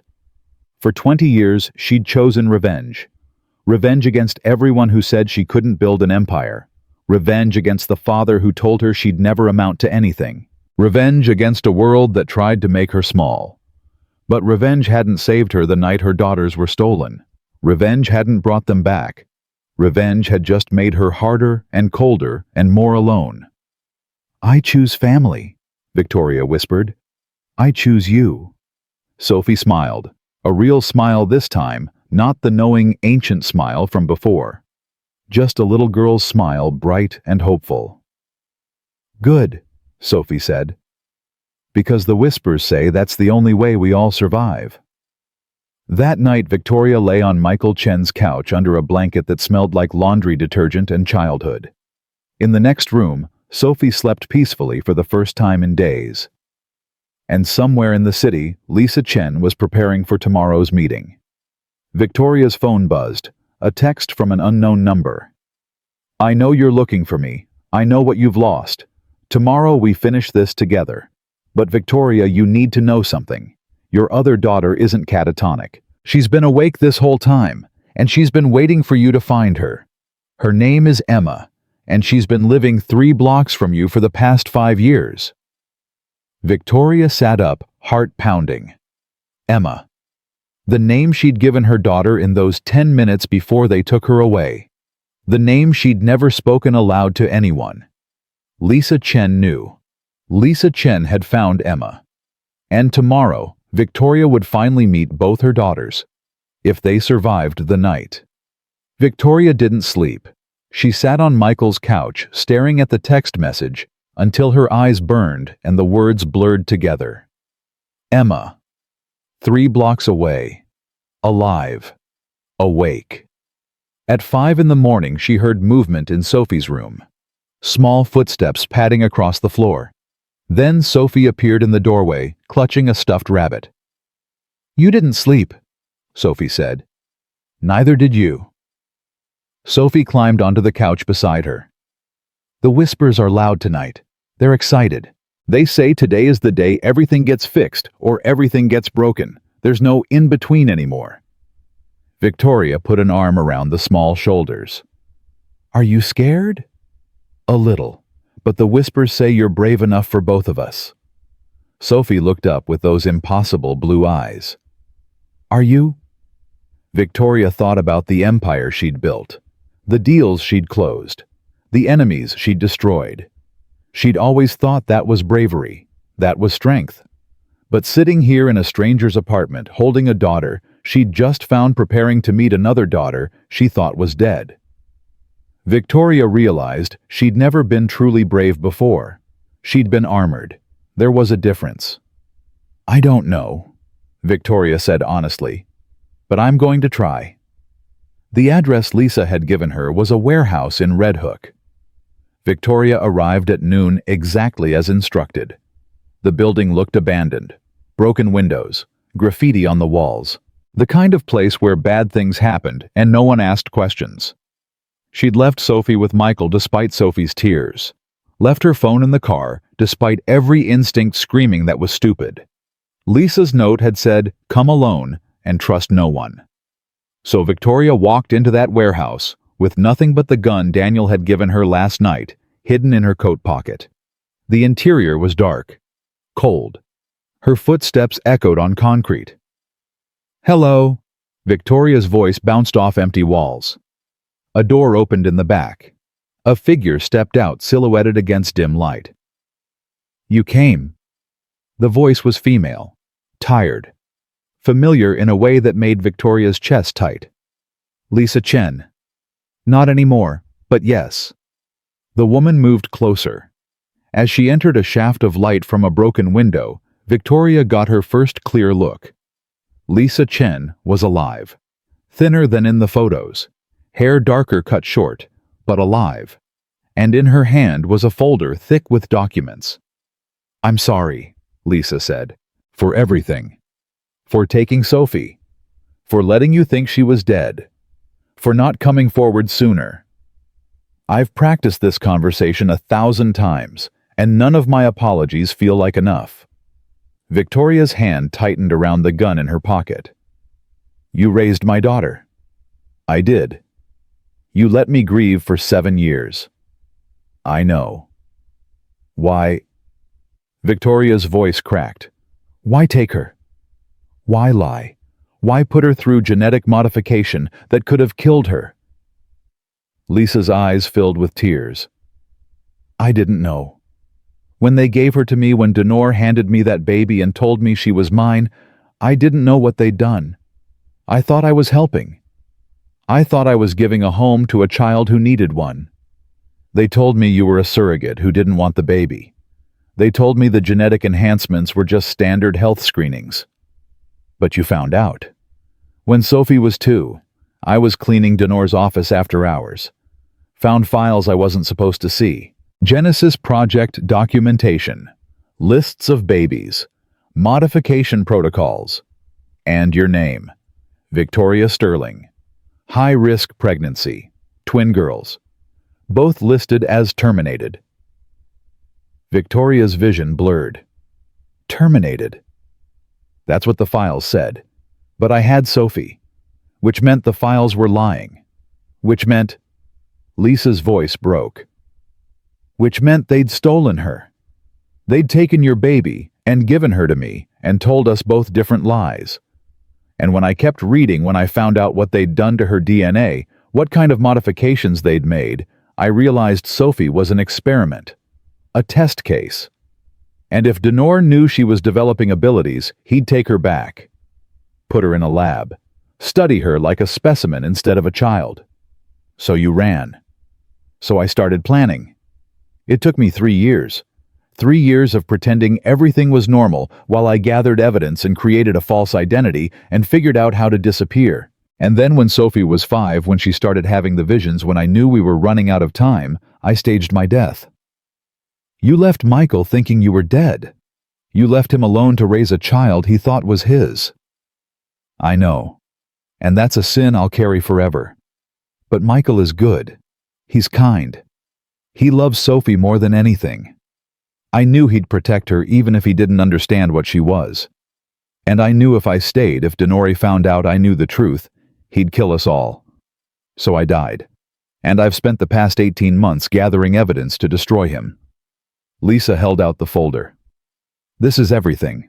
Lab records, financial transactions, names of every researcher who worked on Genesis project, testimony from 3 doctors who'll go on record about the illegal modifications, documentation of at least 15 babies who were stolen from their mothers and used for experiments, and proof that Marcus Denor personally ordered your daughter's kidnapping. Victoria took the folder with shaking hands. Inside were hundreds of pages, medical records, bank statements, email chains discussing genetic modification protocols, photos of babies with ID numbers instead of names, and on the last page, a birth certificate. Twin girls born December 15th, 7 years ago, to Victoria Sterling. Both listed as viable births. Both with footprints and weight measurements and timestamps. Both alive. Emma, Victoria whispered, touching the name on the certificate. Where is she? She's safe. She's been safe this whole time. The family who adopted her, they don't know what she is. They think she's just shy, withdrawn. They've taken her to specialists who diagnosed selective mutism and social anxiety. But she's not broken, Victoria. She's just processing differently. I want to see her. I know, but first we have to stop Denor. Because if we don't, if he realizes you know the truth, he'll go after both girls. Sophie, because she's the success story. Emma, because she's the control group. He'll take them both, and you'll never see them again. Victoria looked up from the documents. The ceremony tonight. He's planning something. He's planning to kill you. The building's rigged. Gas line modifications disguised as routine maintenance. When you sign those merger documents at 8 p.m. surrounded by press and investors, the building's going to explode. Denor will be safely off-site. You'll be dead. And he'll take control of your company and all the evidence buried in your private files. How do you know? Because I still have contacts inside Denor Medical Group. People who hate what he's done but are too scared to speak up. One of them told me about the plan 3 days ago. That's why I sent you the address. That's why I'm breaking cover now. Because if I don't help you stop him tonight, you're going to die. And our daughters are going to end up back in his hands. Victoria pulled out the gun. Then let's not stop him. Let's end him. Lisa's eyes widened. What are you talking about? I'm talking about going to his house right now and putting a bullet in his head before he can hurt anyone else. That's not justice. That's murder. That's survival. Victoria's voice was cold. He stole my children. He tried to kill me. He's murdered God knows how many people to cover his tracks. Why should he get a trial? Why should he get due process when he didn't give that to any of us? Because if you kill him, you become him. You become someone who decides who lives and dies based on what's convenient. You become the monster. Lisa stepped closer. And your daughters deserve better than a mother in prison for murder. My daughters deserve a mother who's alive. Then let's keep you alive the right way. Let's use this evidence. Let's expose him so completely that he can't wriggle free. Let's make sure everyone knows what he did, so no one ever tries it again.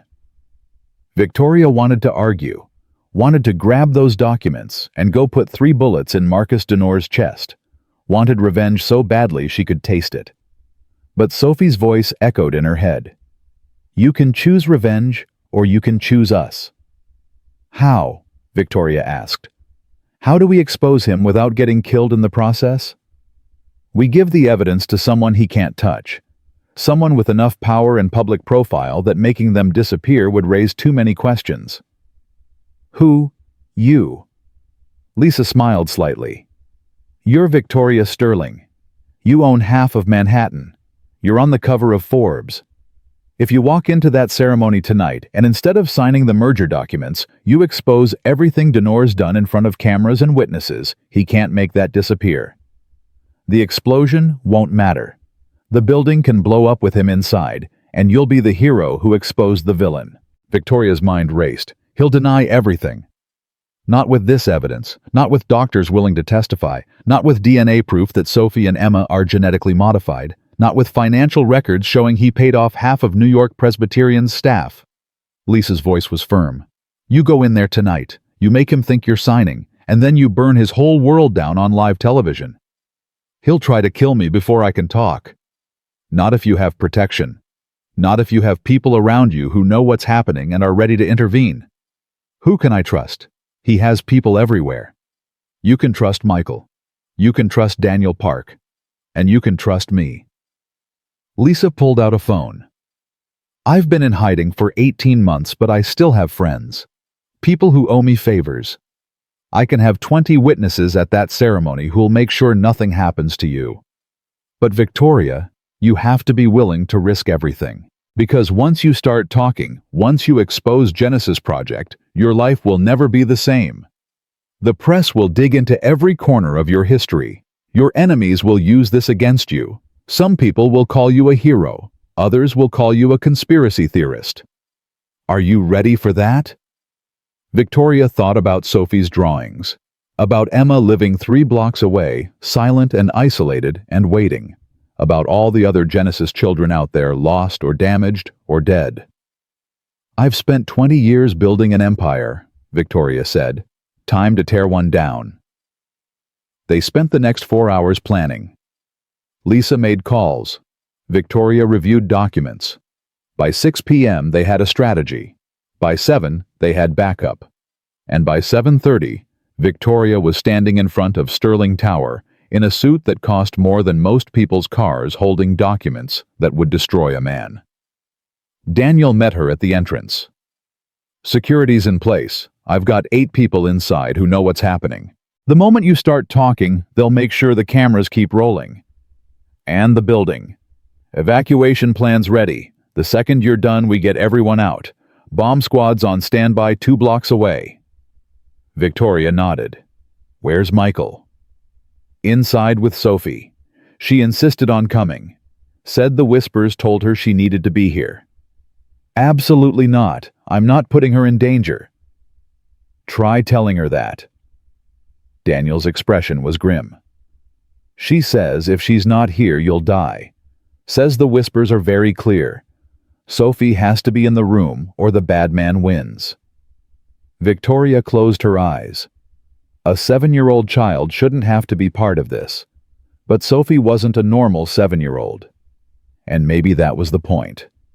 Maybe that was exactly why Denore needed to be stopped.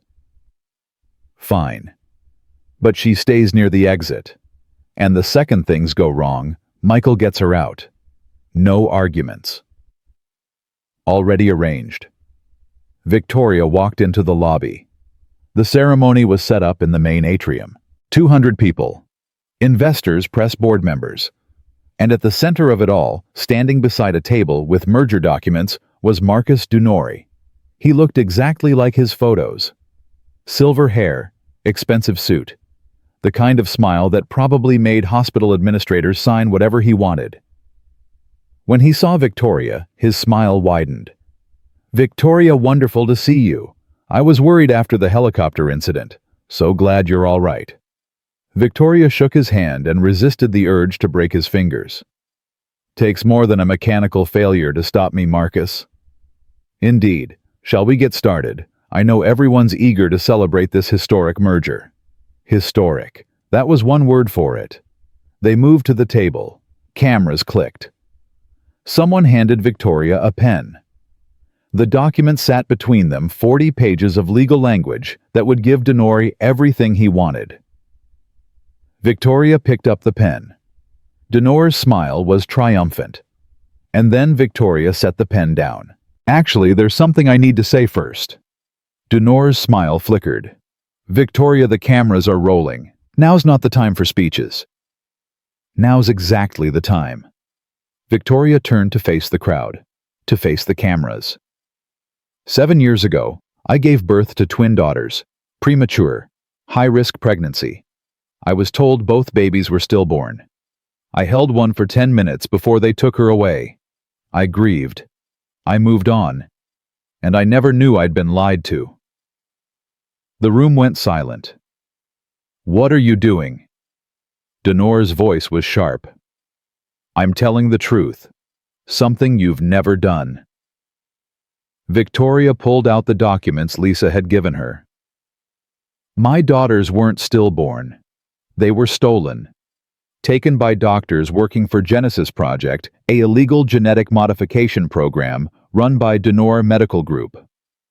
A program designed to create children with enhanced cognitive abilities. Children who could predict the future. Children who could be exploited for profit.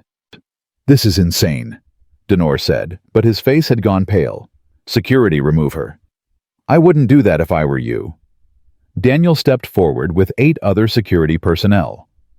Because Ms. Sterling has evidence, documentation, testimony from doctors, medical records, and DNA proof that the children you stole and modified are still alive. Victoria held up Sophie's drawing, the one showing 2 mothers and a child in the middle.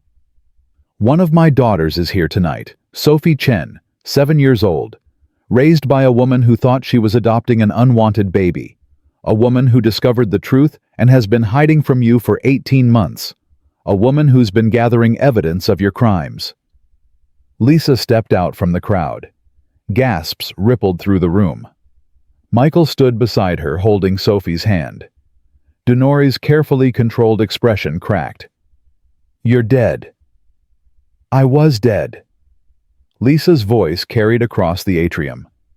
I had to be, because you would have killed me if you knew I'd discovered what Genesis Project really was. You would have taken Sophie back and locked her in a laboratory and studied her like a rat. So I died, and I've spent every day since then making sure you couldn't hurt anyone else. This is a fantasy, Denor said, but his voice shook.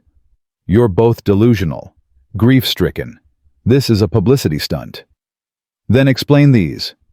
Victoria held up the bank statements. $5 million paid to New York Presbyterian Hospital 2 days after my daughters were born. Payments to 15 different doctors over the course of 5 years.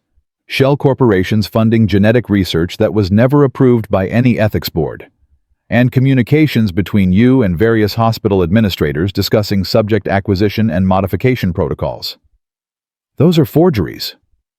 They're not. And we have 3 doctors willing to testify under oath about Genesis Project. We have medical records showing at least 20 babies were stolen and modified. We have death certificates for children who died as a result of your experiments. Victoria's voice rose. And we have DNA evidence that Sophie Chen and Emma Sterling are genetically modified twins. Proof that you stole them. Proof that you lied. Proof that you're a monster. The cameras kept rolling. Reporters were shouting questions. Board members looked horrified. And Denor's face had gone from pale to red. You can't prove any of this, he said. Actually, I can. Victoria pulled out her phone. I've already sent everything to the FBI, the medical board, and the New York Times. By tomorrow morning, Genesis Project will be front-page news. Your company will be destroyed. Your reputation will be ruined. And you'll be in federal custody facing charges of kidnapping, illegal human experimentation, and murder. Denor lunged for her. Daniel moved faster. He caught Denor's arm, twisted it behind his back, and slammed him face first onto the table. Don't even think about it, Daniel growled. Police sirens wailed outside. The bomb squad was entering the building, And Victoria stood in the center of it all, watching Marcus Denor struggle and curse and finally break. "You've destroyed everything," Denor spat. "Do you understand that everything I built, everything I worked for?" "You built it on stolen children," Victoria said coldly. "You worked for nothing but your own ego. And now it's over." She turned to Sophie, who stood holding Michael's and Lisa's hands, watching with those impossible blue eyes. "Is it over?" Victoria asked. "Do the whispers say we're safe now?" Sophie smiled. "The whispers say the bad man is finished. But they also say you have one more choice to make." "What choice?" Sophie pointed toward the entrance. A woman stood there, early 30s, dark hair, holding the hand of a small girl who looked exactly like Sophie, except for the silence in her eyes and the way she stood perfectly still. "Emma." Victoria's breath caught. She walked toward them on legs that didn't feel quite stable. The woman holding Emma's hand looked terrified. "I'm Caroline Morrison," the woman said. "I adopted Emma 5 years ago. I don't understand what's happening. Lisa called me an hour ago and said I needed to bring Emma here. She said it was important. She said Emma's biological mother needed to meet her." Victoria knelt in front of the silent child. Emma looked at her with dark eyes that held something ancient and sad and knowing. "Hello, Emma," Victoria whispered. "I'm your mother. Your real mother. I've been looking for you for 7 years." Emma didn't speak, but slowly, carefully, she reached out and touched Victoria's face. Her small hand traced Victoria's cheekbone, her jaw, her lips. Like she was memorizing features she'd only seen in dreams. And then Emma spoke, her first words in 5 years. "I know," Emma said. "I've been waiting for you to be ready." Victoria pulled Emma into her arms and felt something inside her chest that had been frozen for 7 years finally crack open. She was crying. She didn't care that 200 people were watching. She didn't care that cameras were recording every moment. She held her daughter, one of her daughters. And across the room, Sophie pulled free from Michael and Lisa and ran to them. Victoria caught her too, gathered both girls into her arms. 2 daughters, both alive, both safe, both finally hers. "The whispers were right," Sophie said into Victoria's shoulder. "You chose us, and that's how we win." Police led Denor away in handcuffs. The building was evacuated. The bomb squad defused explosive devices hidden in 3 different gas lines, and Victoria Sterling, Billionaire CEO, sat on the steps of her tower holding 2 7-year-old girls while the world burned and rebuilt around her. Lisa approached slowly. "Caroline's terrified. She thinks you're going to take Emma away from her."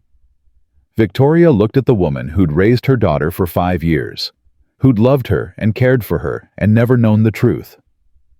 "I'm not taking Emma anywhere she doesn't want to go," Victoria said.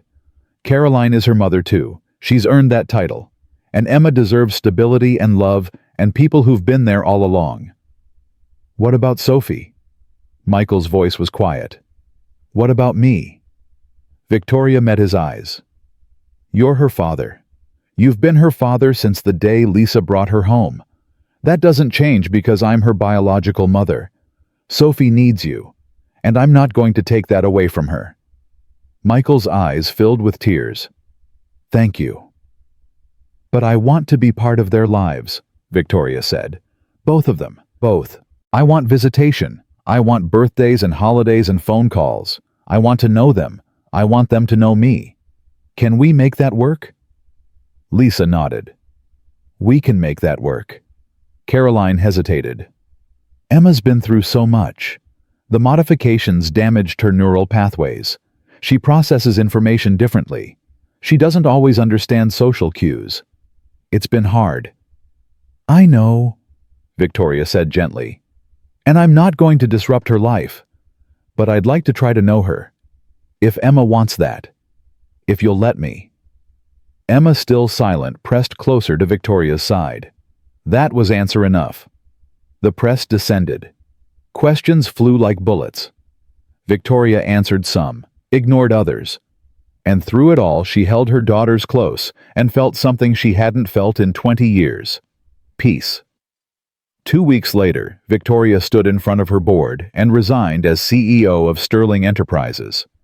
She kept her shares, kept her wealth, but handed over daily operations to someone who actually wanted to run an empire. She had more important things to do, like teaching Sophie how to control her predictions instead of being controlled by them, like learning sign language so she could communicate better with Emma, like having dinner with Michael and Lisa and Caroline, and figuring out how 6 adults and 2 children could become something resembling a family. It wasn't easy. There were lawyers and custody arrangements and therapy sessions and difficult conversations about genetic modification and what it meant for the girls' futures. But it was real, and it was hers. On Christmas Eve, Victoria sat in Caroline's living room watching Sophie and Emma play with new toys.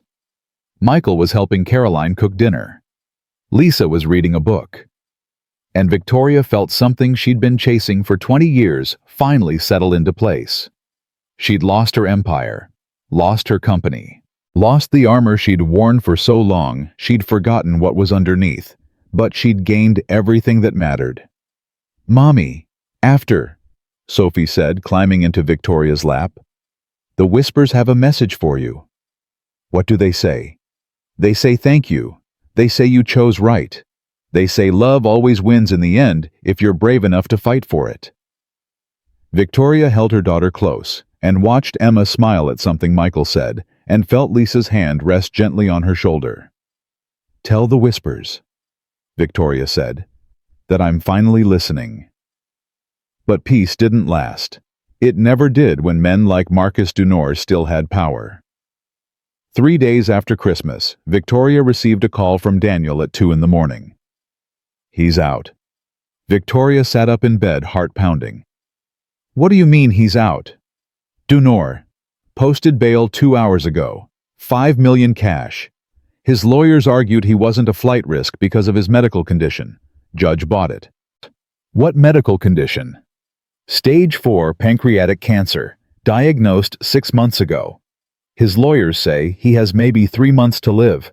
Judge decided a dying man shouldn't spend his final days in jail awaiting trial." Victoria's blood ran cold. "He lied. He's not dying. This is a play."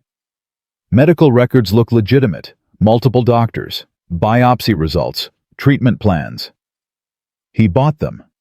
Just like he bought the hospital staff 7 years ago. "Daniel, if Dunor's out, he's coming for the girls." "I know. I've already put security on Michael's apartment and Caroline's house. But Victoria, there's something else."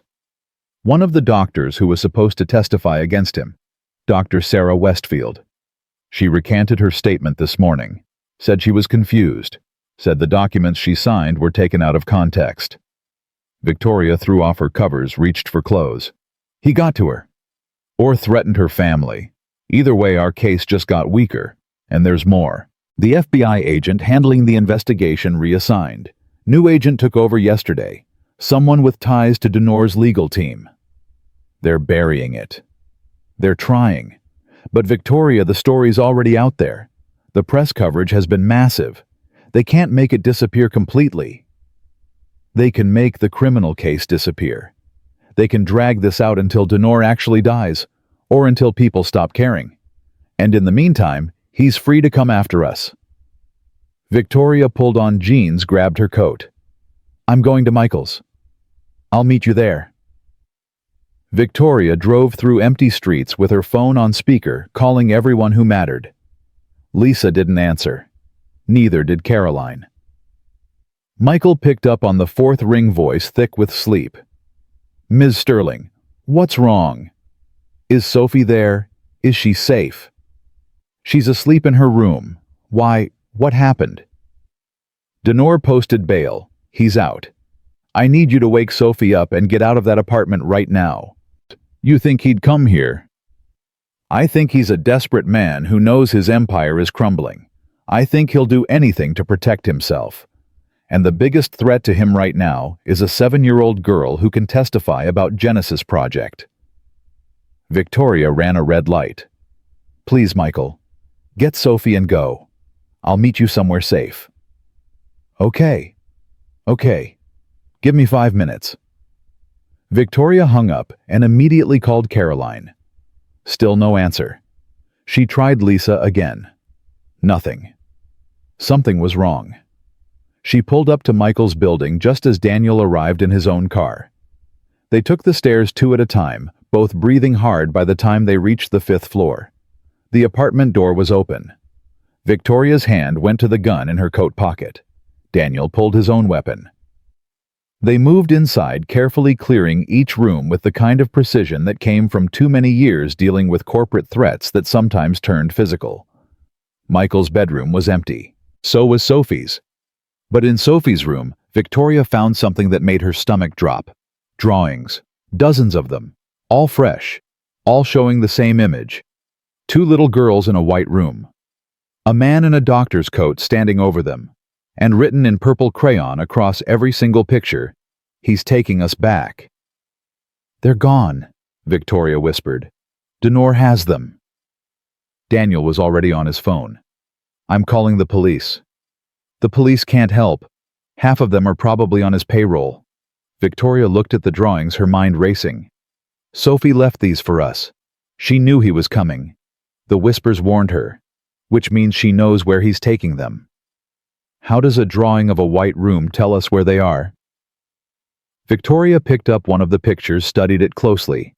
In the corner, almost too faint to see, Sophie had drawn something else. A logo. 3 interlinked circles. "Trinity Medical Center," Victoria said. "That's Denor's private research facility, 20 miles outside the city. It's where Genesis Project was based. If he's taken them there, we need backup. SWAT, federal agents. By the time we get through red tape, he could have them on a plane to somewhere with no extradition treaty. Or worse." Victoria met Daniel's eyes. "We go now, just us. We get the girls out first, worry about legality later." "Victoria, that's kidnapping, breaking and entering. If we're wrong, if this goes bad, you could lose custody of both girls permanently. If I don't go, I could lose them permanently anyway. Denor's dying. He has nothing left to lose, which makes him more dangerous than he's ever been." Victoria headed for the door. "I'm going with or without you." Daniel swore under his breath. "I'm going to regret this. Let's go." They tried calling Lisa and Caroline on the drive. Still no answer from either. Victoria's hands were shaking on the steering wheel. Every worst-case scenario played through her mind. Denor taking the girls back into his program, running experiments, trying to replicate whatever made Sophie's abilities work, using Emma as a control subject, hurting them. "The whispers," Victoria said suddenly. "Sophie said she hears whispers. What if it's not psychic ability? What if it's some kind of neural link? What if all the Genesis children are connected somehow?" "You think Emma's hearing Sophie right now?"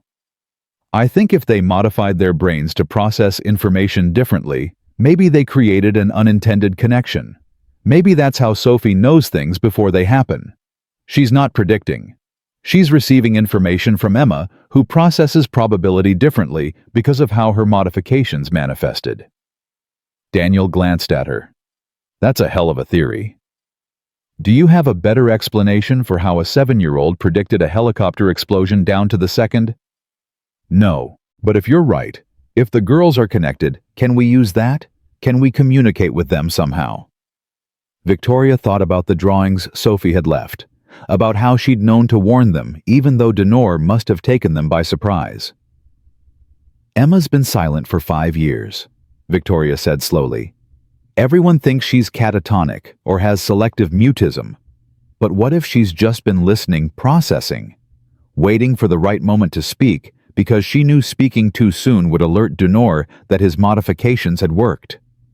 So she's been pretending to be damaged, to stay safe, to stay hidden. And now that Denor has both girls, now that he thinks he can run more tests, Emma might finally have to reveal what she really is." Victoria's foot pressed harder on the accelerator. "We have to get there before he figures it out." before he realizes Emma's been conscious and aware this whole time. Trinity Medical Center sat on 50 acres of carefully manicured grounds behind a fence that screamed private property keep out. The main building was dark, except for lights on the third floor. Victoria parked a quarter-mile away. She and Daniel approached on foot, staying in shadows. "Security cameras," Daniel murmured, pointing to positions on the fence. "Can you disable them?" "Not without alerting whoever's monitoring them. But if Denor's as arrogant as I think he is, he probably doesn't have a full security team here at 3 a.m. Maybe 1 or 2 guards. Maybe not even that." They found a section of fence partially hidden by trees. Daniel produced wire cutters from his coat. 2 minutes later, they were through. The grounds were silent. No guards patrolling, no dogs barking, just empty lawns and the looming building ahead. "Too easy," Daniel whispered. "This feels like a trap." "Probably is. Let's spring it." Victoria moved toward the entrance. The front doors were locked, but not alarmed. Daniel worked on the lock while Victoria kept watch. Her heart hammered against her ribs. Every instinct screamed this was insane. She was a businesswoman, not a commando. She closed deals, she didn't break into research facilities. But her daughters were inside, and nothing else mattered. The lock clicked. They slipped inside. The lobby was dark. Emergency lighting cast everything in red. Their footsteps echoed on tile. "Third floor," Victoria whispered. "That's where the lights are." They found stairs climbed quietly. Third-floor hallway stretched in both directions. To the left, darkness. To the right, a door with light spilling underneath. Victoria and Daniel exchanged looks. Daniel raised his gun. Victoria pulled out hers. They moved down the hallway toward that door. It opened before they reached it. Marcus Denor stood there looking nothing like the powerful CEO from the ceremony. He'd lost weight. His skin had a grayish tint. But his eyes were sharp and cold, and utterly without mercy. "Victoria, right on time. Sophie said you'd come at 3:17. She's remarkably accurate." He stepped aside. "Please come in. Your daughters are waiting." Victoria's gun stayed trained on his chest. Where are they? Safe? Comfortable? Probably wondering why their mothers are pointing weapons at a dying man. Denor smiled. "Yes, I'm actually dying. That part's true. 6 months ago, I found out I have maybe 90 days left. Pancreatic cancer, aggressive, inoperable. And I realized something. I've spent my entire life building something extraordinary. The Genesis Project children are the future of human evolution, and I'm not going to let my work die with me." "Your work tortured children," Victoria said. "My work created miracles. Sophie can predict disasters. She could save thousands of lives. Emma processes probability matrices in ways that could revolutionize everything from weather prediction to financial modeling. These children are gifts to humanity. These children are mine. Biologically, yes, but you didn't create them. I did. I chose your genetic profile. I modified their embryonic development. I turned them from ordinary babies into something extraordinary. They're my legacy." Denor's voice rose. "And I'm not going to let you waste that.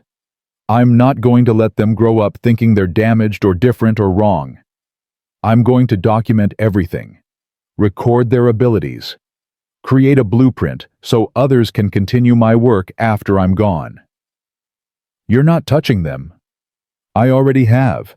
They've been here for 2 hours. I've run preliminary scans, drawn blood, started baseline cognitive testing." Denor's smile was terrible. "Did you know Emma's been conscious this whole time, 5 years pretending to be catatonic? 5 years hiding her abilities. Quite clever, really. But she can't hide from me. Not anymore."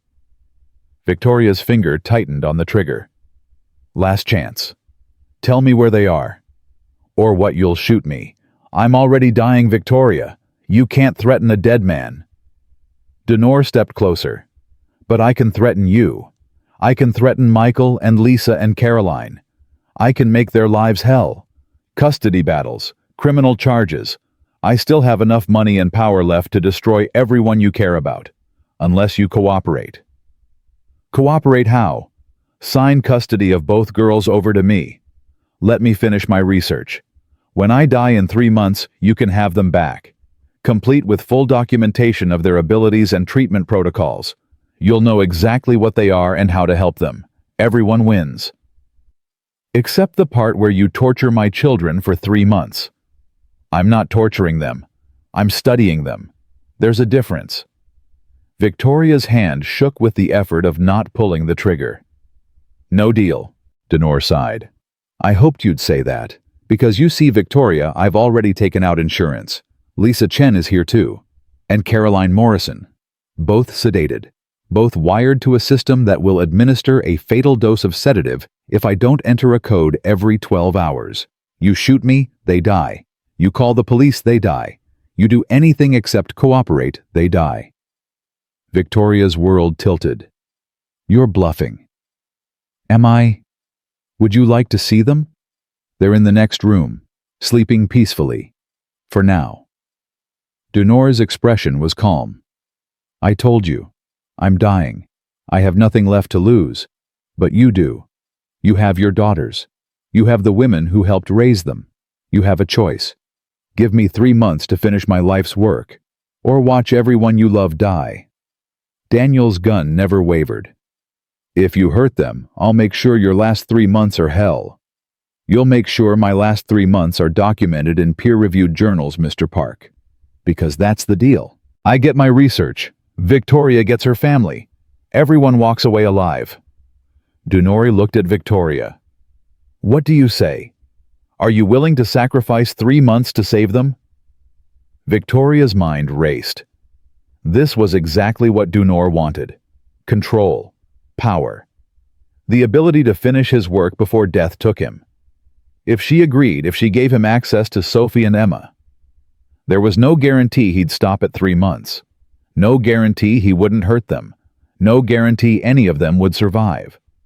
But if she refused Lisa, and Caroline would die. And without them, Michael and Victoria couldn't prove they were fit to raise the girls. Custody would revert to the state. Or worse, to whatever family Denor had designated in legal documents Victoria was sure he'd prepared. I want to see my daughters first, Victoria said. I want to see Lisa and Caroline. I want proof they're all alive and unharmed. Of course. Denor opened the door wider. Please, come verify I'm telling the truth, and then we'll discuss terms. Victoria walked through that door, knowing it might be a trap. Knowing Denor might have guards waiting. Knowing this might be the moment everything fell apart. But the room beyond held exactly what Denor had promised. Hospital beds, medical equipment. And in the center, 2 small girls sitting together on a single bed, holding hands. Sophie looked up as Victoria entered. Her eyes were red from crying, but her expression was fierce. You came, Sophie said. The whispers said you would. They said you'd choose us again. Emma, silent as always, just stared at Victoria with dark eyes that held something ancient and knowing. I'm here, Victoria said, moving toward them. I'm going to get you out. No, Denor said from behind her. You're going to let me finish what I started, or everyone dies. That's when Emma spoke for the second time in 5 years. He's lying. Emma said, her voice clear and strong, and nothing like a child's. There is no system wired to kill Lisa and Caroline. There's just him and his desperation and his absolute certainty that we'll believe his bluff because we're scared. Denori's face went white. Emma, you shouldn't. I've been listening to his thoughts since he brought us here, Emma continued. That's what I do. That's what the modifications gave me. Sophie sees the future by processing probability. I see the present by processing consciousness. Every thought, every intention, every lie. Emma stood up on the bed. And you're lying about everything except the cancer. You are dying. And you're terrified, because you know your work is monstrous. You know what you did was wrong. And you're trying to create a legacy that makes it mean something before you're gone. Shut up, Denor said, but his voice shook. Lisa and Caroline are sedated 2 rooms over, Emma said. But they're not wired to anything. You don't have guards here because you fired them all last week when you couldn't pay them anymore. The cancer treatment bankrupted you, and you don't have 3 months. You have 3 weeks. Maybe less. Sophie squeezed Emma's hand. The whispers say he's alone. They say we're safe. They say all we have to do is walk out. Victoria looked at Denor, at the dying man who'd stolen her daughters, at the monster who'd tried to play God and failed. It's over, Victoria said quietly. Let us go. If I let you go, my work dies with me, Denor whispered. Everything I built, everything I discovered, gone. Good, Victoria said. Because your work deserves to die. These children deserve to be children, not experiments, not miracles, just children. She reached for Sophie's hand. Daniel moved toward the door to find Lisa and Caroline. And Denor just stood there, a broken man watching his legacy crumble. Please, Denor said. Please. Just let me document what they can do. Just give me enough data to prove Genesis Project worked. That's all I want. Proof. Victoria paused at the door, looked back at him.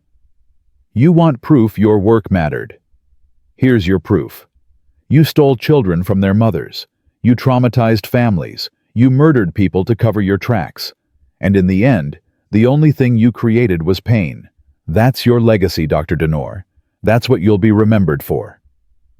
She walked out with her daughters, leaving Denor alone in that white room with his dying dreams. They found Lisa and Caroline exactly where Emma said they'd be. Sedated, but safe. Daniel called an ambulance. Police arrived. And by the time the sun rose, Marcus Denor was back in custody, this time with no bail and no way out. Victoria stood in the parking lot, holding both her daughters, while Michael and Caroline and Lisa were checked by paramedics. The girls pressed against her sides, silent and exhausted, and finally truly safe. The whispers are quiet now, Sophie said. They say the bad man can't hurt us anymore. What do the whispers say about what happens next? Victoria asked. Sophie smiled. They say we go home. All of us. Together. Home wasn't a penthouse apartment. It wasn't Sterling Tower or board meetings or Empire Building. Home was a 2-small house in Queens that Victoria bought the following week. It had 4 bedrooms. 1 for Victoria. 1 for Sophie and Michael when they visited. 1 for Emma and Caroline when they stayed. And 1 for Lisa, who moved in permanently because someone needed to coordinate the chaos of this strange new family. Home was Sunday dinners with too many people crammed around one table. It was teaching Sophie how to control her predictions so they didn't overwhelm her. It was helping Emma learn to filter the thoughts she picked up from others so she could have peace. It was coordinating with Michael and Caroline to make sure both girls had stability and love and people they could count on. Home was hard. It was complicated. It was nothing like the life Victoria had planned. It was perfect. Marcus Denor died 6 weeks later in a federal medical facility. His obituary called him a pioneering medical researcher. The truth about Genesis Project would come out slowly over the next year through trials and investigations and congressional hearings. But by then, Victoria would have learned to stop caring about revenge. Because revenge didn't matter when you had a 7-year-old daughter teaching you how to braid her hair. It didn't matter when another 7-year-old daughter was reading your mind and telling you exactly what you were thinking about for dinner. It didn't matter when you had Michael showing you how to fix a leaky faucet, and Caroline teaching you how to cook something other than takeout, and Lisa laughing at all the things billionaire Victoria Sterling had never learned about being human. On Christmas morning, 1 year after everything fell apart and came back together, Victoria sat in her living room, surrounded by wrapping paper and laughter and love. Sophie was showing Emma her new art supplies. Michael and Caroline were debating sports teams. Lisa was making coffee. And Victoria Sterling, who'd once ruled an empire from a glass tower, felt something she'd been searching for her entire life finally settle into place. "Mommy, after," Sophie said, climbing into Victoria's lap with a new drawing. "I made this for you." The picture showed a house full of people, stick figures holding hands, and at the center, a woman with dark hair surrounded not by blood or fire, but by family. "The whispers say you found it," Sophie said. "The thing you lost. You found it when you stopped looking for power and started looking for love." Victoria held her daughter close and looked at the family she'd somehow acquired. The messy, complicated, beautiful family that had saved her when she thought she was saving them. "Tell the whispers," Victoria said, "that they were right all along." Sophie grinned. "They know. They always know." And for the first time in 20 years, Victoria Sterling smiled and meant it all the way down to her bones, because she'd lost everything that didn't matter, and found everything that did.